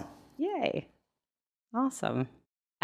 So remember in the future when we had this conversation, I just wanted to go back to the future and have it again. So I've been marinating a lot about your recent speakings about these 2 tracks that are taking place. Well, not 2. Or multiple. Okay. Yes. So I guess I'm wondering in a technical sense. Yes. Are we talking about when those tracks split? That they're like... They are splitting. Okay, that when they are split, that They there are splitting. That, yes. When that is... That is going on. Okay. Yes. So, in the future of that... Yes. Is it that there are like 3 quote-unquote Atlantas, and some people live in like positively polarized Atlanta, some people live in negatively polarized Atlanta? Yes. Or are we talking more of like rapture status, where all of a sudden we wake up and people aren't here? We're talking about that too. Okay. And any variation in between, because as I said, it's multiple tracks. Right. Because my curiosity, I suppose, is if I go to positively polarized track, yes, is there a version of me that remains in negative? Like, not okay, it wouldn't be me. I know that, but Correct. like, is there a yes? So it me? shouldn't matter. Okay, well, fine, all right. Because it's not what you would consider to be you anymore. He will consider him, herself to be him, herself. Got it. Okay, that's clear. And I have one more alien question. Well, they've all been respect alien questions. So, a decade ago, another UFO abduction in my dreaming. Another what the F? Yes, exactly. Another All what right. the F. And I was brought onto a ship with human-looking like beings. They were all wearing the same outfit. Yes. And they were all smiling at me, which they tend to do. Yes. And they sat me down, and they all sat around me, and they were looking at me, and I said, yes. And they said, you are a great teacher. Yes. And I said, I am. I laughed, in fact. And they said, I was, which was the heralding of a great many things that took place from there, and I understand why they said it. I was curious as to who they are. They don't want me to know? You don't really need to know yet. Okay. Okay. All right. One moment.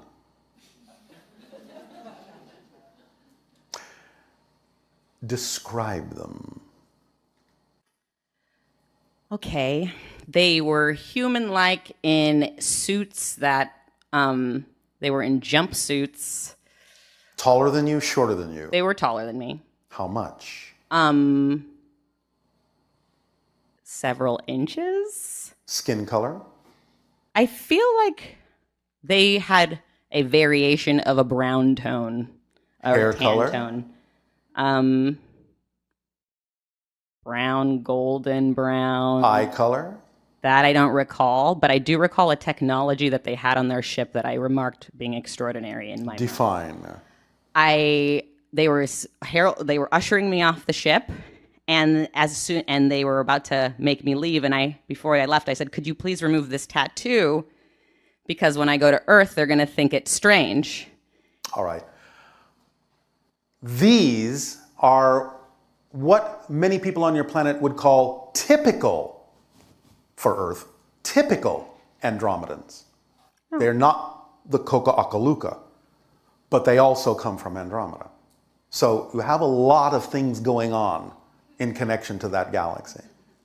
And other than following my highest excitement, which I'm totally doing as often as humanly possible for myself. Don't forget parts 2 and 3. I don't. Those All are right. in there too. Yes.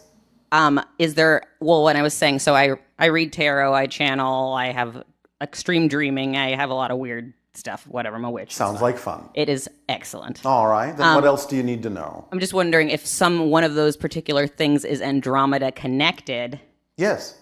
Is it all of them? No. Okay, which thing is Andromeda connected?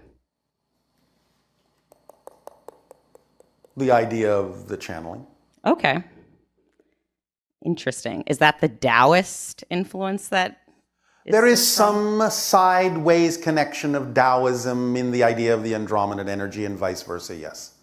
Yes. And that's all you get. All right. Thank you so much. Except,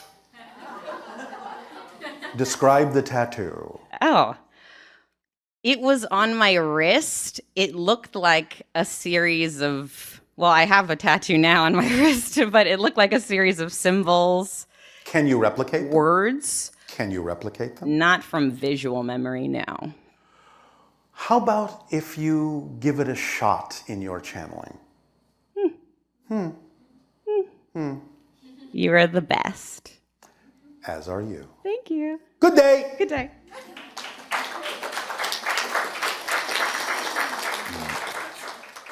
巴夏你好，我你好。见到你特别高兴。我今天是专程从圣巴巴拉赶过来见你。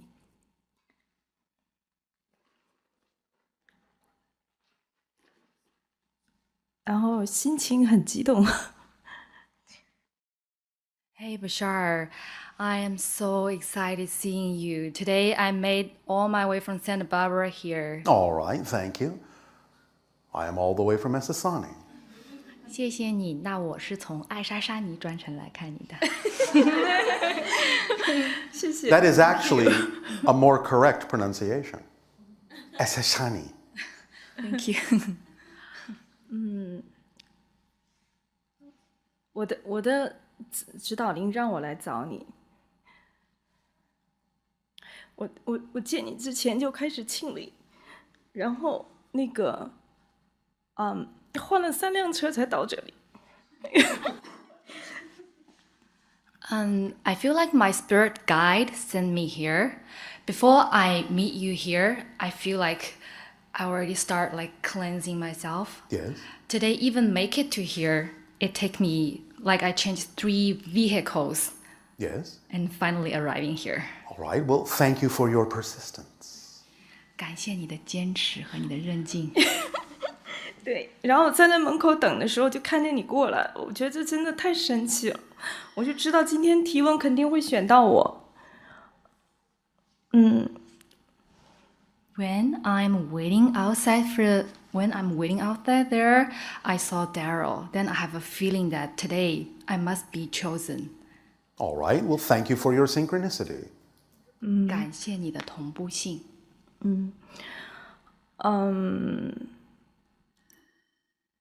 我想问的问题是关于亲密关系。我觉得我在这方面是卡住了。我一直想在关系里面是甜蜜和顺滑的，但是我好像一直没有做到。My question is about relationships, especially about intimate relationship. Yes. My expectation for intimate relationship is like sweet and smooth. I hope my intimate relationship to be sweet and smooth, but feels like I'm blocked. I cannot achieve All right, it. well, you need to be sweet and smooth first. 那首先你自己是要甜蜜，自己是要顺滑的。Which means you have to be more of your true self. 那代表着说你自己要做更多的做回你自己。Are you afraid to be your true self? 你是不是害怕真正的做你自己？我坐在下面的时候，我看到这样的一个晶状体就在我的内在辐射和发生。我看到我内在的很多黑暗在消融，然后身体很多的寒气，各种东西排出去。后来就变成了身体变成了这个画面，一直在清理。When I sit down over there, I just look at these crystals, then I feel like all the negative energy, the dark energy just coming out of me, and I keep just cleansing, and finally I feel like myself become that image. So, do you feel that you are balanced, fully balanced? Or is there something else you can let go of that doesn't serve you? 所以你现在觉得自己怎么样？是不是挺平衡的？有没有觉得还有更多的自己可以放手的东西？我现在觉得轻盈很多，就是内在好像温暖起来了，就比较放松，就是没有之前那种不值得感的黑暗。会感觉温暖很多，好像那个值得感上来了。对 I feel like much more lighter, delightful, and I feel warm in my heart, and 没有之前那么强的不值得感。就是对，就是那个不值得感的黑暗释放掉了。Oh, I feel like the darkness of my unworthiness just disappear. All right, then any relationship that you attract ought to be felt by you as smooth and sweet, no matter what the relationship actually is from the other person.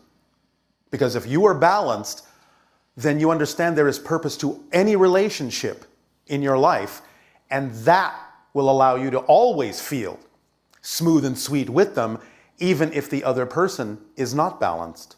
So the balance has to be within you to experience the smoothness and the sweetness.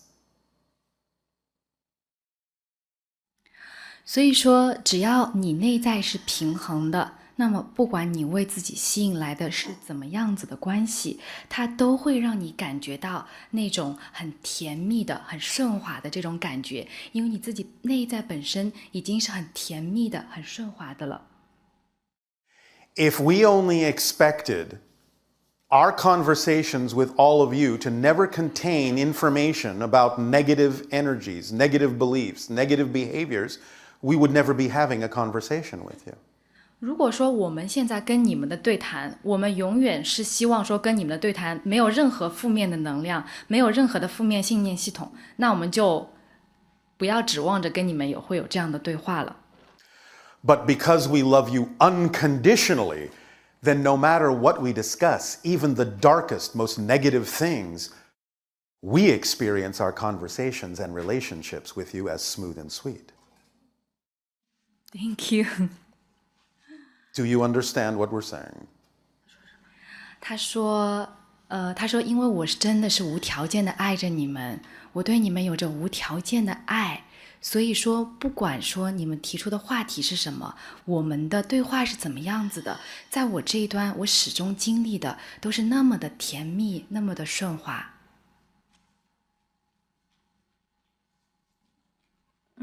太棒了，我就是理解了一部分。我今天在清理的时候，也在看我对这个内在的甜蜜感的抗拒，包括对顺滑关系的顺滑的看法。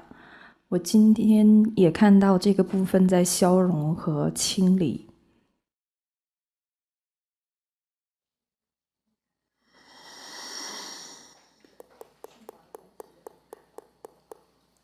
I feel like I can partly let go, partly let go. And I still feel somehow I have this resistance towards the sweetness and the smoothness. Then what are you afraid of? What are you afraid will happen if you let go? 那你害怕会发生什么？如果你放手的话，你怕会发生什么？我现在好像没有什么恐惧，就是我觉得放手没所谓啊，我自己内在先成为这样的人，我现在觉得是可以的，然后我也会期待接下来的冥想。No, for now, I'm not afraid of anything. I feel it's okay to just let go. You are contradicting your first statement. I'm not talking about when you are okay. I'm talking about when you're not. So what are you afraid will happen if you let go in those times when you're afraid to let go? What are you afraid will happen? It doesn't matter that you might be okay sometimes. That's not what we're discussing. 他说，就是你的前面的那个论调有一点说，就是自相矛盾。意思就是说，他说，他知道你现在这个时候是不害怕，他想要跟你聊的是，当你害怕那些时刻，你害怕会发生什么？如果你彻底放手的话，你会害怕什么？你害怕的那个时候，你还在害怕什么？我会害怕看到那个黑暗的感觉，就是小时候好像父母、妈妈。应该是妈妈不怎么爱我，还有哥哥会评判我，他会代表妈妈来评判我，然后我就感觉到很黑暗。This kind of like it remind me of my childhood years. Like my mom, my brother would judge me, and my mom is emotionally unavailable. All right, and so you have continued the family tradition of judging yourself. 所以。现在看起来是你是延续了你们家族评判自己的这个传统。Is that something you wish to continue to do? 你是不是还希望继续这样做下去 ？Yes or no? No. Then stop. You don't deserve it. Stop punishing yourself for being who you are. 不要再惩罚你自己了，不要再因为只是做你自己，所以就惩罚你自己。Find the sweetness and the smoothness within yourself. 在你自己的内在找到你的甜蜜，你的顺滑。And love yourself. 爱你自己。Yes? 好吗？ Yes or no? Love yourself. Yes or no? 我愿意这样做，但我不知道，怎么去找到这个，好像又找到了，有一点找到了这种消融的这种黑暗感，但没有是全部。I am willing to do it, but I just feels like. That means no. That means no. 那就意味着你还没有。That means no, you're not going to do it because you're hesitating. 那代表着你不是有你全部的意愿去做这件事情的，因为你现在看起来是在犹豫踌躇。In that answer, you are creating right now, I can see it in your energy, a reason to not do it. Because when you say, well, I'm willing to do it, means you're finding a reason not to. 我现在可以在你的能量状态里面看到，通过你刚才说的那句话，你就在为自己创造一个理由不去这么做。通过你说我愿意这么做，其实你在为自己创造一个理由不去这么做。Do you believe that if you stop judging yourself like your mother did, that you will dishonor her? 你是不是有这样的信念？就是好像如果说你停止评判你自己，代表说你不尊重你的妈妈。What do you think about that? 会有好像停止评判自己，就好像和妈妈断了连接的感觉。Yeah, I feel like by stopping judging myself, I disconnect with my mom. But by becoming who you truly are, that is actually the way to connect best. Because if you're not being yourself, then you are disconnected from her. 其实通过做回成为真正的你自己，其实是一种更好的给你的妈妈连接的方法。She may not understand that, but if you understand that, then it's your responsibility to her to be yourself, because that's the only way that there is actually a connection. Being someone you're not is a disconnection already. So you're already disconnecting by judging yourself. So why be afraid of disconnecting since you're already doing it? Let me translate slowly. Yes. The first sentence is, it's your responsibility, 哈。To her, not for her, but to her, to be yourself. 成为你自己是你对于自己的责任，也是对于他的责任。因为现在你懂这个道理了，他不懂，所以对你来说，这个是你的责任。再一次的，另外一点就是。So if you are not being yourself, you're already disconnecting. So if you're already disconnecting, why be afraid of disconnecting? You're already doing it.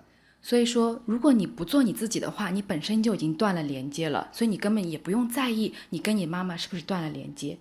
She may choose to not connect with who you really are, but that doesn't mean that you're disconnecting. It means she's choosing to. That's her choice. 如果你做了你真实的你自己，你妈妈还是选择不来跟你连接，那说明那是她的选择，跟你就没有关系，说明你并没有断开这个连接，而是她断开了这个连接。Do you understand? 我明白了，我愿意100%全力以赴做自己。Now I get it. I am 100% willing to be my true self. Thank you. 谢谢你。Thank you.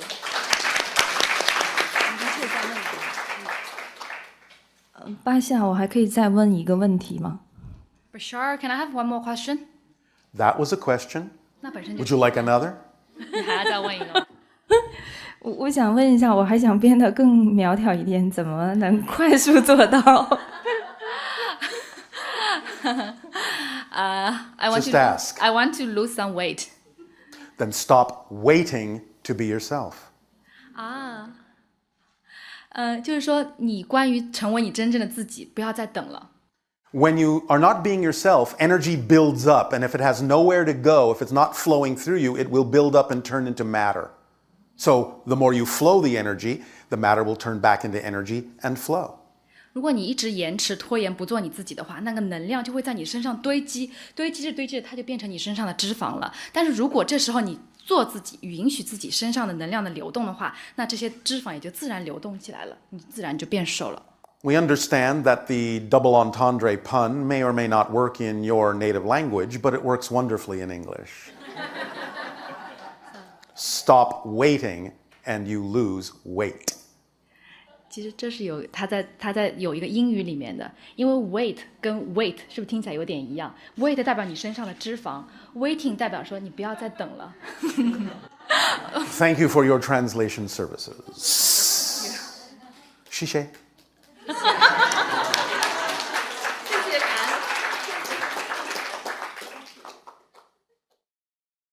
Good day, Bashar. And to you, good day. I have some questions about healing. Yes. I've had an injury a while ago, and I seem to be holding on to it. Oh, all right. How does it serve you to do so? What are you learning from it, first of all, that you might not have learned had you not had the injury? That would be the first question to always ask. What's the benefit to having created this? What are you getting out of it? What are you learning? By understanding that deeply, then the injury may not need to stick around. So what have you learned that otherwise you might not have learned? Mostly that I don't care for that. That's it? That's all you've learned by having it. How did you get it? What happened? I slipped and fell on the ice. All right. And was there something about being on the ice at that moment that was representative of a state you didn't prefer to be in? Not that I'm aware of. What were you doing on the ice? I was just walking. I happened to step on ice. I didn't really notice the ice in front of me. I was walking along the sidewalk, and then there was a patch of ice that I happened to... And what were you doing that made you not notice it? What were you focused on? I'm not 100%. It's been 15 years or something ago that it happened. It would serve you to understand what you were experiencing at that moment, because the slippage on the ice is something that happened to bring your attention to the state of being you were in at that moment and what you were going through, to pay attention to that and to work through it. You kind of put yourself in a position of forcing yourself to pay attention to what was going on at that moment.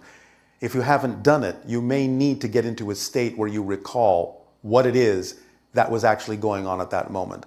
Although this is a relatively rare suggestion on our part, we might suggest that you actually avail yourself of someone you trust to hypnotize you to remember what was going on when you slipped on the ice. See if you can recall what was happening at that point in your life. Awesome. All right? Does that help? It does help. I have a question about the flies. Why do they make me so crazy sometimes? They seem to show up at weird times. And do they now? Seeing if you have an opinion on that. Well, how do they annoy you exactly? By their buzzing? Or just by being there? How? Usually by landing on me. They'll like land on my eyebrow or land on my hand or something. They're just... I see. So they're getting you to pay a little bit more attention to your physicality? Perhaps. What is your idea and definition of being spiritual? Is it moving away from physicality or balancing and integrating the concept of physicality into spirituality? I think it's both. I mean, feel spiritual and physical simultaneously. And what was it when you slipped on the ice? What were your beliefs about it then? They seemed more separate then. All right. So slipping on the ice has allowed you to fuse the idea together a little bit more closely? Yes? Yes. All right. So that's one benefit you have derived. Can you continue the process of fusing these things without the injury? Do you believe that that is possible for you? Yes. All right. Go into the hypnosis and see what comes up. You may be very surprised to find certain things that you have forgotten, certain things you didn't know were happening, but it may put you in touch with what you need to know. Awesome. Including about the flies. All right? All right. Much appreciated. And to you as well. Thank you. Now buzz off. Much love.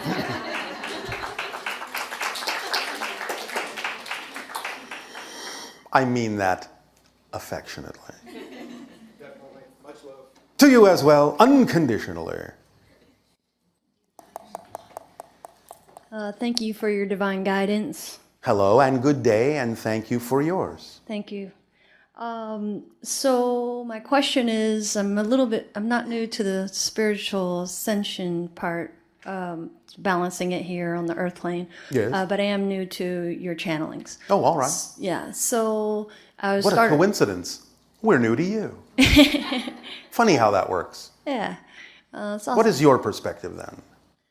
So I started practicing because I was introduced 2 weeks ago. So I started practicing your highest excitement, Yes. selecting from your, and I noticed that I'm doing pretty good with that. I'm about 50%. Oh, all right. Yeah. So Good I thought, start. Yeah, because I pulled the rubber band real far back. And All right, that's fine. I'm in the starting to fly through stage. So All right, how exciting for you. Very exciting. Yes, it is. So I'm trying to figure out how you balance it's either am I choosing from a place of need or want, because my bank account says one thing. Yes. And then there's another... So you're focused on the idea of money as the only expression of abundance? No, like if I was selecting what I really wanted to do after class tomorrow, Yes. I would fly somewhere really awesome. Why don't you then? Don't want to spend all my money. Who says you have to? Do you not understand the scope and breadth of what synchronicity could bring you that might allow you to act on your passion without necessarily needing that particular form or symbol of abundance? You have not heard the story of the photographer? Okay, so I don't need physical money to go. Not necessarily. Are you saying you have heard the story? No, I have not heard the Would story. you like to hear the story briefly? Yes. There is a photographer, very passionate about photography. Her dream was to fly around the world and photograph all the sacred sites. She did not have the money to do so. But because she remained in a positive state, she was capable of having an inspiration that most people on your planet would have called crazy. Her inspiration was, I'm going to go to the airline, I'm going to ask them to fly me around the world for free. Now, she still understood the principle of fair exchange, and so what did she have to trade with? Her photography. So she went to the airline and said, if you fly me around the world for free, I will take these beautiful photos of all of these wonderful places that you fly to, and you can use those photos in your brochures to attract other tourists to fly your airline. Not only did the airline say yes and fly her around the world, they paid her. They put her up in the best hotels. They fed her the best food. She lived like a queen, didn't spend a dime, made money in the process. Because she was willing to stay in that positive state of inspiration, she had a crazy idea that worked and was representative of that form of abundance. Synchronicity. That sounds awesome. That's how life works. Yeah. When you don't limit yourself to states of being that don't allow you the inspiration to think of things like that. And when you focus too much on the idea that only one symbol of abundance can achieve the dream, then you shut the doors through which all other forms of abundance can come. Forms of abundance like simply being given a gift. Forms of abundance like exchanging something you already have for that opportunity to fly somewhere. Forms of abundance like synchronicity and inspiration, as we just pointed out in that story. You have to allow all forms of abundance to be equally valid and not single one out, or you, pun intended, shortchange yourself. Yeah, okay. Does that make sense? Yeah, it does. Because the other piece is, yes, thank you so much. You are so Very welcome. much so. The other piece of that is, feels a little inauthentic. The idea of exchange feels lovely. Yes. So I like to do nice things without something in return. That's fine as well, but remember, you are getting something in return. You're creating an energy state for yourself by doing something for someone without expecting a return. So you get the energy state of giving Right. and receiving simultaneously. So Okay. you are getting something in exchange, and that's fine. Correct. But there might be certain circumstances and situations where you simply automatically and synchronistically realize that you may actually have something to exchange. And that's fine too. Yeah. But it doesn't hurt to explore it. It doesn't hurt to ask. It doesn't hurt to be inspired and put it out there. No expectations, no insistences. Right. But if you never explore it, if you don't act on the inspiration, you will never know what could have been possible for you. So just act without insistence and see what happens. You may go farther than you think, or you may get to a place where you realize you don't actually have to go where you thought you needed to go. Yeah. Something else better might come along. Because remember, the physical mind is limited in its capacity to understand what could actually be the best thing that might happen. Right. The higher mind knows. The physical mind can use the visualization to get itself excited and into the proper state to receive what the higher mind can give you, but never insist that the physical mind has a clue as to what the best thing is that could possibly happen for you. Because I'll tell you a secret. It has no clue at all. Yeah. It's guessing. It's guessing. And that's fine, and sometimes the guess might be right. But never insist that it must be. Or again, you prevent the higher mind from actually giving you what will work best for you. Because remember, I understand and it's okay, and we're not telling you to walk on eggshells with your language, and we know what you mean when you say, I want. But the idea is that sometimes wants can get you in trouble because they may be nothing like what you actually need. And when you get everything you need, you are fulfilled. Whereas sometimes when you get what you want, it doesn't fulfill you at all. So if you're going to want what you need, because that will fulfill you. And I would know what I need because I'm listening to You my need highest mind. air Oh. to keep you alive. You need water to keep you alive. You need sleep to keep you alive. You need food to keep you alive. You need some form of shelter or beneficial environment to keep you alive. You need relationship to something, some connection to something to keep you on the earth and alive. And you need to express your true self through the idea of passion and creativity and love to keep you from dying in spirit. That's what you need. Everything that will fulfill you falls into one of those categories, and they're all based on what will kill you the quickest if you don't have it, or what will allow you to just die slowly over time if you don't have it. It's either the death of the body or the death of the spirit, metaphorically speaking. Yeah, metaphorically speaking, we really don't die. No, of course not. But your energy can go down and down and down and down in physical terms to the point where you actually do physically die if you do not have those needs. So when you have all those needs, you are fulfilled. You don't have to insist on what form the needs come. Synchronicity will provide you the correct forms. That's what synchronicity does. It's the organizing principle. It knows exactly the forms in which you need to be fulfilled. So yes, sometimes if that happens to be a shiny new car, that's what will come. If that's not what comes, that's not what you need. You have to trust the way synchronicity unfolds. It always unerringly brings you what you need if you're in a state to receive it. Yes? Yes. Does this help? Yes. You see, this again is the misunderstanding that many people have on your planet about this concept you call the law of attraction. Yes, in some senses, it's not wrong to say you have to be the vibration of the thing you wish to attract. Yes, fundamentally that's true. But the idea really that many people are missing, the real secret of it, is that your true essential self is always giving off the frequency to attract what you truly need that will fulfill you in life. The only reason it might not manifest is that it's simply not appropriate at this timing, or your belief systems are actually keeping that thing away. You don't have to learn to attract what you need. You have to stop keeping it away with beliefs that don't belong compatibly in your vibrational energy. That's the big difference in the law of attraction. You don't have to learn to attract.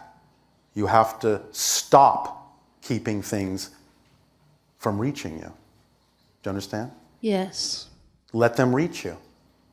Don't stop them with your belief systems that are vibrationally incompatible with your true self. And then everything will unfold in perfect timing. Again, that's the nature of synchronicity. Let it work to your advantage instead of your disadvantage. Yes? Yes. Is this helpful? Yes, it is. Do you feel a little lighter?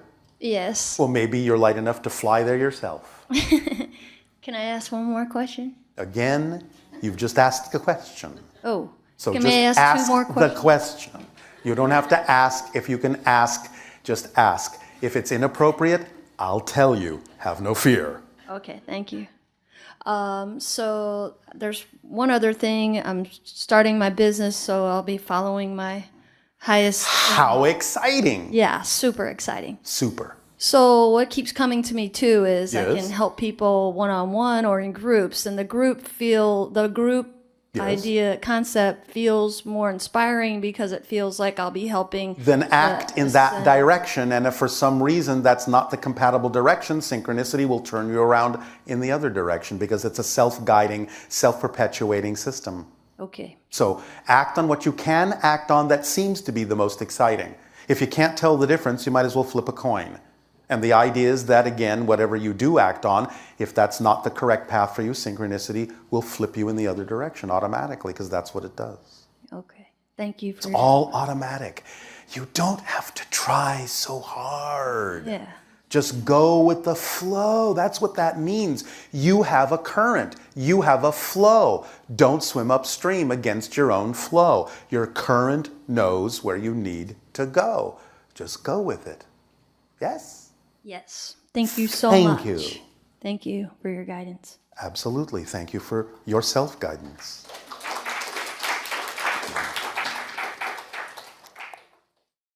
Hi, Bashar. And to you, good day. It amazes me that I still get nervous. Oh, all right. That is amazing. Because we are so smooth and sweet. What is there to be nervous about? Maybe it's excitement. Oh, all right. So, thank you, number one. Yes. Last time we spoke, we touched upon the darkness, Yes. and I'd like to go there again. All right. Bring your candle. So, we were talking about shame, and you told me that what perpetuates shame often is that the self-judgment that we hold. Yes. So I wanted you to expand more on that because Yes. something that I've noticed is because I've gone through such a heavy, dark period, in my opinion, it's also brought up these new feelings that I've never had, which are very dark, but Such almost as? For example? For example, disgust. Yes. Because I'm so aware of my negativity that it almost feels like, what else is there? It's just me and my negativity. Yes, and that disgusts you? It's not that I think it mentally, it's I feel it. It's like, Yes, I know you feel it, but the feeling has to come from a definition whether you think it mentally or not. You must be holding a definition in your consciousness somewhere in order to have the feeling. Feelings can't exist in a vacuum. There's no such thing as a feeling without a definition first. If you don't have a definition, you don't know how to feel. So you can always use the feeling and trace it back to what the definition must be that's generating the feeling. That's why the feeling happens. It's a referral system to help guide you to the definition that's generating it, so that you can let go of the definition if you don't prefer the feeling. So you acknowledge the feeling, you own it, that's fine, you have to acknowledge it to work with it, but use it for the purpose and the design it's intended, to trace back to what you must believe to be true about yourself in order to have that feeling. I think it's almost along the lines of, okay, I'm glad I'm having this human experience. I'm glad I'm learning. It's an experience. Yes, it is. But sometimes it does feel like another thing I gotta clear, another thing. And what's wrong with that in your definitions? Because the process is the point of your life. Processing, learning, growing, discovering is the entire point of being here. There is nowhere more important to be. I guess there's the definition, because Yes, your definition is making you impatient to be somewhere other than what you actually need to pay attention to. So Yes? what would you imagine that is? It's almost like I I'm just told you. Yeah. You think that what is happening is not as important as what could be happening. You're creating a difference of definition and invalidating what's going on as if it shouldn't be there. But it is there. So obviously that's the point, to experience it and stick with that process. Stay in that moment. Don't try to get beyond it. Stay with it. Learn why it's there. Learn what the definition is that's generating that feeling. Then you will have used it up and something else can then fill that void that you have now created. The refusal to validate what's going on as if it doesn't belong in your life and you have somewhere more important to be is what makes it stick around, because you're not using it up. And I guess maybe there's the fear is sometimes Yes. validating it would mean You validate it in the way that you prefer to. Just validating something doesn't mean that you're stuck with a negative effect just because the thing you're validating in and of itself may be a negative mechanism. That's why we said earlier on in this transmission that it's a neutral observation. You neutralize it by just recognizing, oh, okay, I was expressing a negative mechanism there. Okay, I did that. Now, what can I learn from this? How can I use what I don't prefer in a way that I do? That's the point of that moment. That's the point of the lesson. right. No, I understand that. Do but you? I think so. But then how come you're not using it? Because you may have an intellectual comprehension, but understanding is in your bones. What you know is true is in your behavior. What you know, you do. If you're not doing it, you don't understand it. Not really. So on that topic, because that was my second question. Yes, how synchronous of you. Yes. How can we bridge that gap? So What gap? What gap? So if I know that it's my definition and then I start Yes. working with it, And you find out what the definition is, as soon as you actually identify a negative definition, you will immediately see that it is illogical, nonsensical, came from someone else, doesn't belong to you, and as soon as it appears nonsensical, it's gone. Because you don't hold on to things that don't actually make sense. If you keep doing it, all that means is you have a belief that keeps making it make sense. Find out what that belief is and see when that belief makes no sense. Then it will collapse and all secondary beliefs that are negative will collapse along with it. But you have to find the fundamental one so all the secondary ones will collapse along with it. Sometimes you just find a secondary one and think, okay, you've let that go, but you haven't found the fundamental one because that's one of the things that negative beliefs do, is hide under other negative beliefs. so I think I want to find that fundamental one Yeah. because even as you're saying there's nowhere else you should be, I actually agree with you. I know. But there's still a part of me that doesn't want to accept it. How about stopping thinking of yourself as a collection of parts? And realize that as soon as you hold on to a belief, that's the totality of your reality. And as soon as you change it, that's the totality of your reality. You understand that you're a different person every moment, yes? Then why would a different person have the same past that was there a moment ago? Right. You following? Yes. So if you're a different person with a different past, what is it that's affecting you? An illusion. Right. Well, if you understand that, then nothing stops you from moving forward. Okay, let me ask you this. Yes, I will. So there's the unworthiness core Yes. negative belief. And Do you have that? I'm not really sure. Maybe, probably, if we're having this conversation. All right, and let's stop right there then and stay in the moment. Why do you believe you're unworthy? Unworthy of what? You're obviously not unworthy of existence, or you wouldn't exist. Is that not enough of a reason to be worthy? That all that is thinks you're worthy of existence? Otherwise, why would you exist? All that is doesn't make mistakes.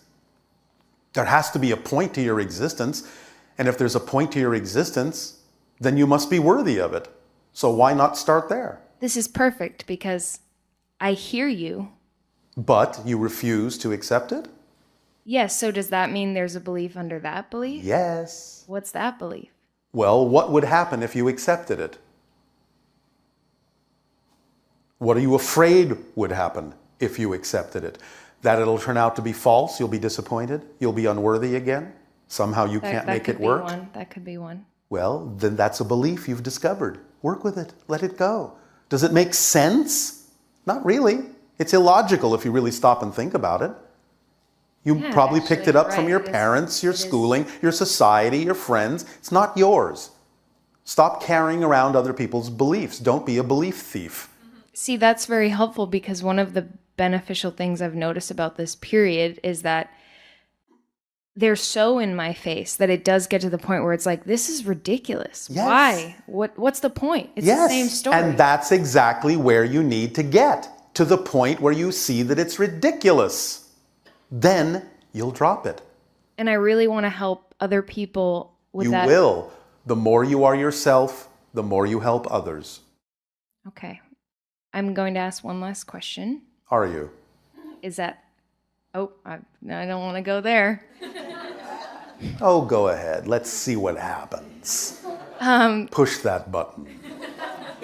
First, thank you very much. You're very welcome. Because that was hugely helpful.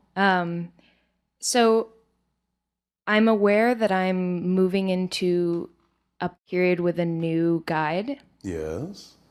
And I know that I'm supposed to be patient and I'm supposed to let it happen. It's not about supposed to be. It's about knowing that that's what serves you best. It's about knowing that's what serves you best. It's not about being patient. If you're living in the moment and having so much fun, what have you got to be patient about? There is nothing better that's going to happen. That idea is what creates impatience and then forces you to think you have to be patient because you think that somewhere else is better than where you are. Yeah, it's that same definition again. Yes. So it's not about the idea of being patient. Being patient implies that you need to be patient, which means you're being impatient. And if you're living in the moment, there is absolutely no reason to be impatient because nothing else could be better than what's happening in the moment. There's nowhere else you'd rather be. So there's nothing to be impatient about. So possibly now the lesson is explore more in the moment and see what. Yes, because everything exists in the now. There is nowhere else that things exist. That's why everything is here and now. There is only now. If I ask you what time it is, you say it's now. You don't say it's then or it's will be. It's now. Now is all there is. Even when you have a photo of something you think is in the past, that photo exists in the present. The photo is not proof of the past. It's only proof that the photo exists in the present. Yeah, so it almost seems like this whole linear thing needs to go. The linear thing is dissolving bit by bit. It still serves you in some way, shape, or form, so not necessarily the whole thing, but it can become much more flexible, much more malleable. So yes, space and time for you are dissolving because you're beginning to realize them for the illusions they are, that you're creating. Time is your side effect. It's a side effect of consciousness. That's all. So yes, it can become much more plastic. So take advantage of that. Live in the moment, it will become more plastic. You won't create as much time. Okay. Yes? Does that help? Yes, very helpful. Thank you. Thank you so much, Bashar.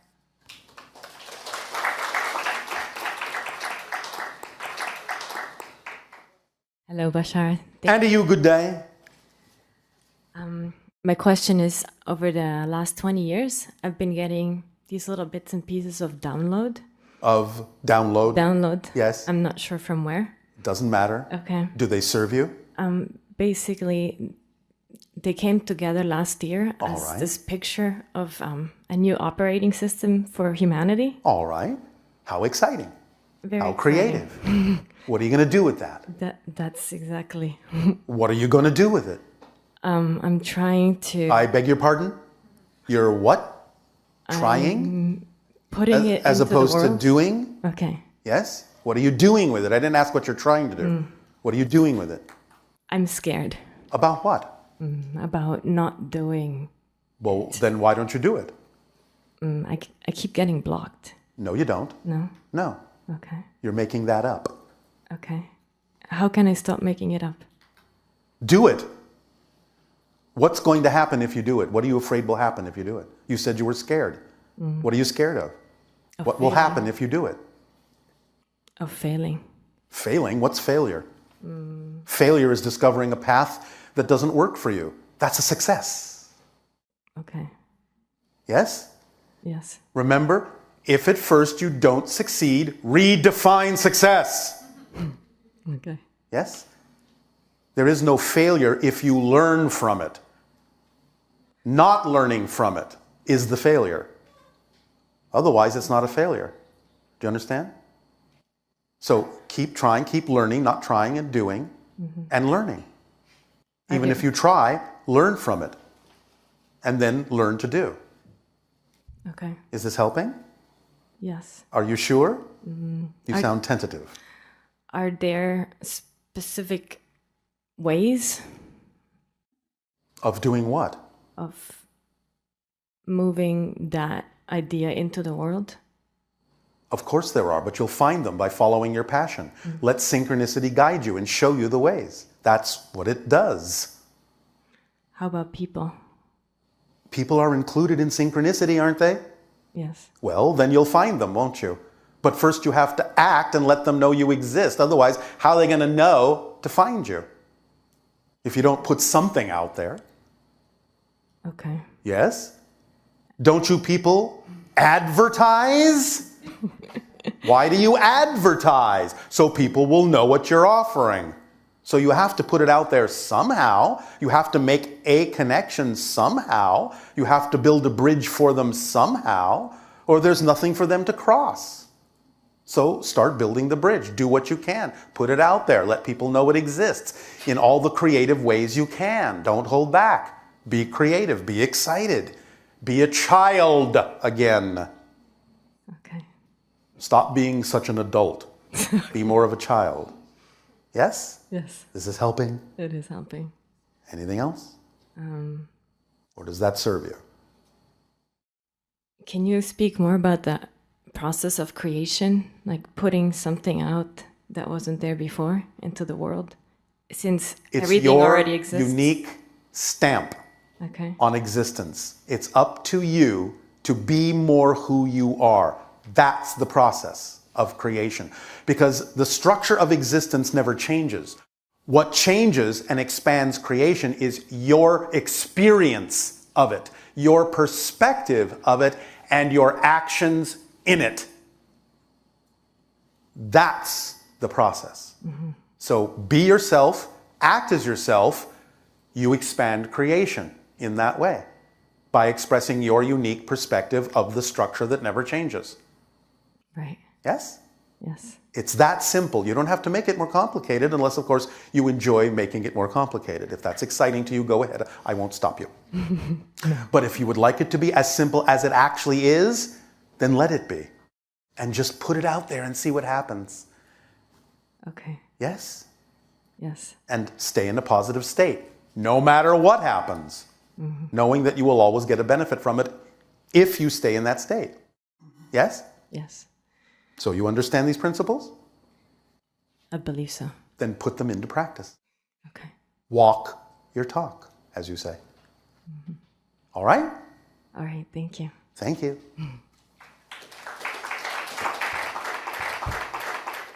You may all take a short break, and we will resume this transmission with your holotope meditation experience to help crystallize in the ideas we have discussed in this transmission. Take a break.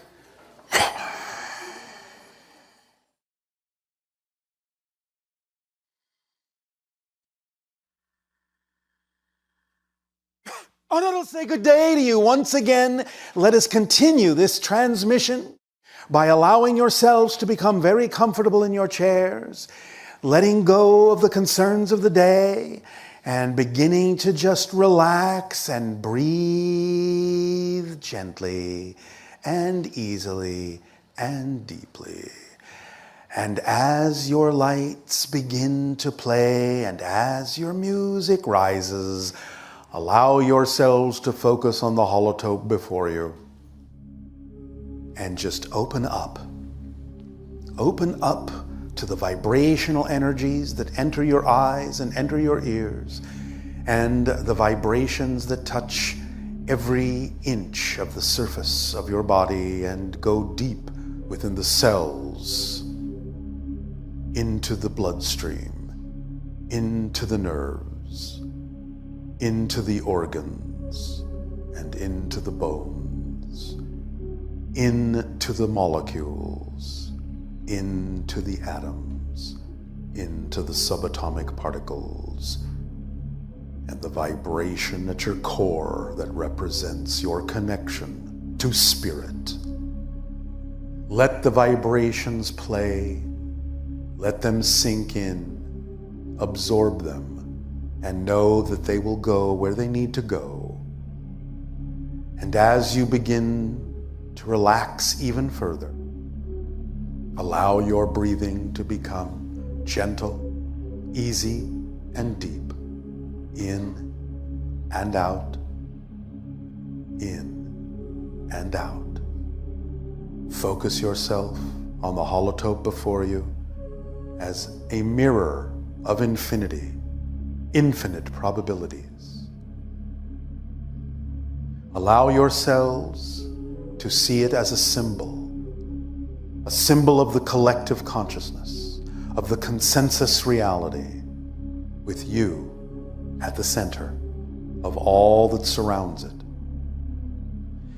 And as we have discussed, each of those individual shapes in the different circles that surround the center may be different belief systems, and they may seem similar, and they may seem coherent, and they may seem united.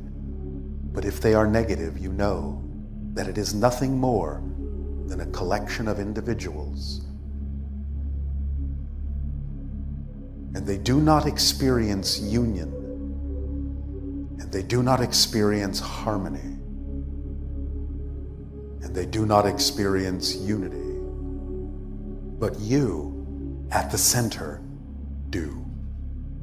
For as you observe all the different lines of light and color that weave through the holotope, you notice that at the very center, that which is the reflection of yourself in the society, in the culture, on the planet, in the consensus, that all the lines come together very tightly and lock together very strongly, a powerful web that brings together all the different energies, all the different perspectives, and all the different belief systems that you hold to be true for yourself.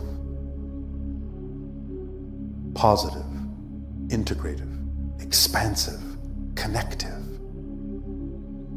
impenetrable, indestructible at your core. So densely woven that nothing can penetrate that you don't invite in. It may seem sometimes, as you are surrounded by vibrational incompatibility, that you do not prefer. But again, it matters not if you understand that your coherence outweighs the discord, that your integration holds fast, even as those around you attempt to disintegrate your society through fear-based beliefs. You can recognize them, you can perceive them,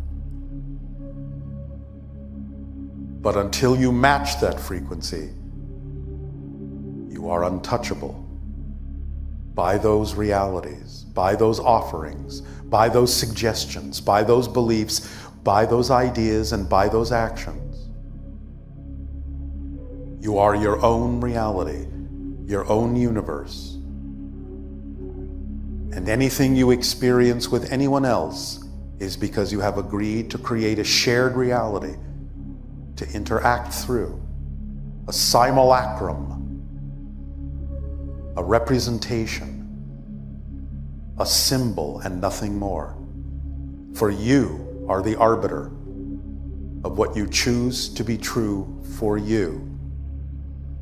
And even though you will retain some ideas of the consensus so that you may participate in that shared reality, only those things that are truly relevant for your journey, truly relevant for your theme, truly relevant for your truth will remain. All others can burn away like ash in the crucible of your being, in the spark at the center of the consciousness that is you. Be at that center now. Be the indestructible construct of existence itself, which cannot ever be destroyed. It may change. It may transform. It may shift in an infinite number of ways. But your identity, that which makes you you, is unique and sacrosanct and cannot be obliterated. No matter what form you take, no matter from what level you perceive, it will always be as you perceiving. The fabric you wear may change. The shape of the construct of your identity may morph, but at its core, you are you. You are eternal. You are infinite. You are always. You simply exist. You are. And you can never not be. You are inviolate. So allow yourselves, as you absorb these vibrations with every breath, and release the vibrations with every exhalation that are the vibrations that you prefer, the sweetness, the beauty, the life, the love, the light, with every outward breath. And with every beat of your heart, sending an electromagnetic bubble racing outward at the speed of light, at the speed of love, at the speed of existence, which is everywhere at once. Breathe it into your very core. Feel the invigoration. Feel the furnace, the spark ignite with the fire of existence, the fire of creation, the fire of life.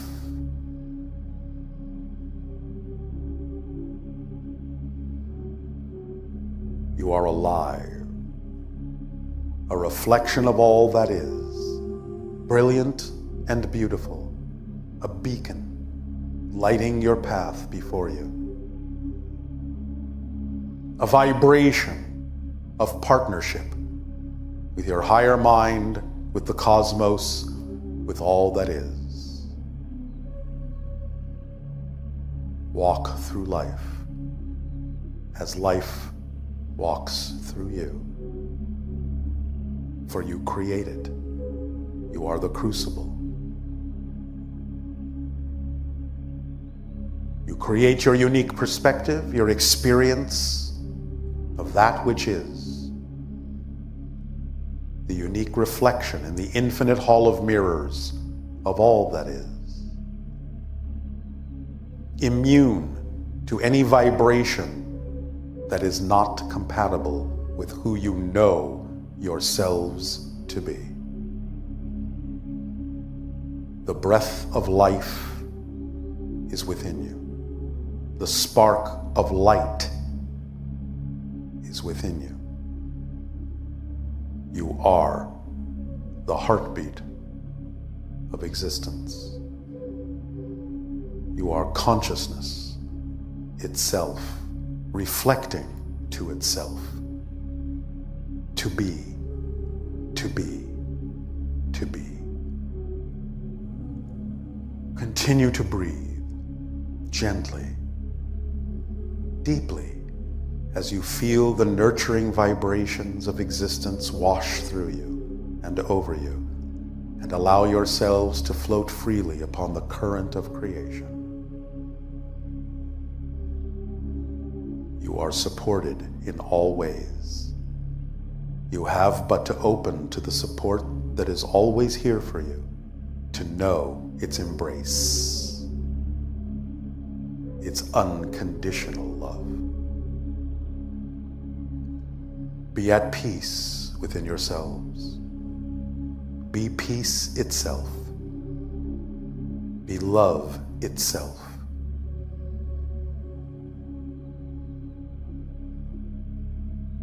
Give, and you have received. Receive to allow others to give. Be the gift that you are, so that others may benefit. Don't hold back. You always have guidance.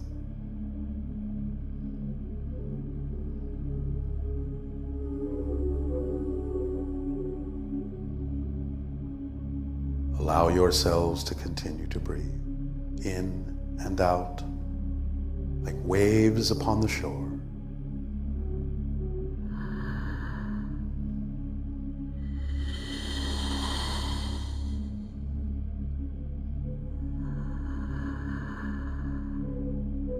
You are on a grand journey.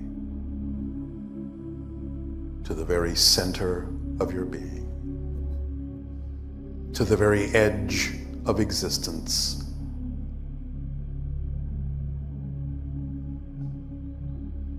For the edge doesn't exist.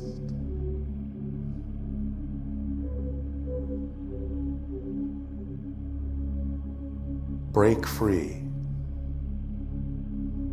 and be. Break through and do.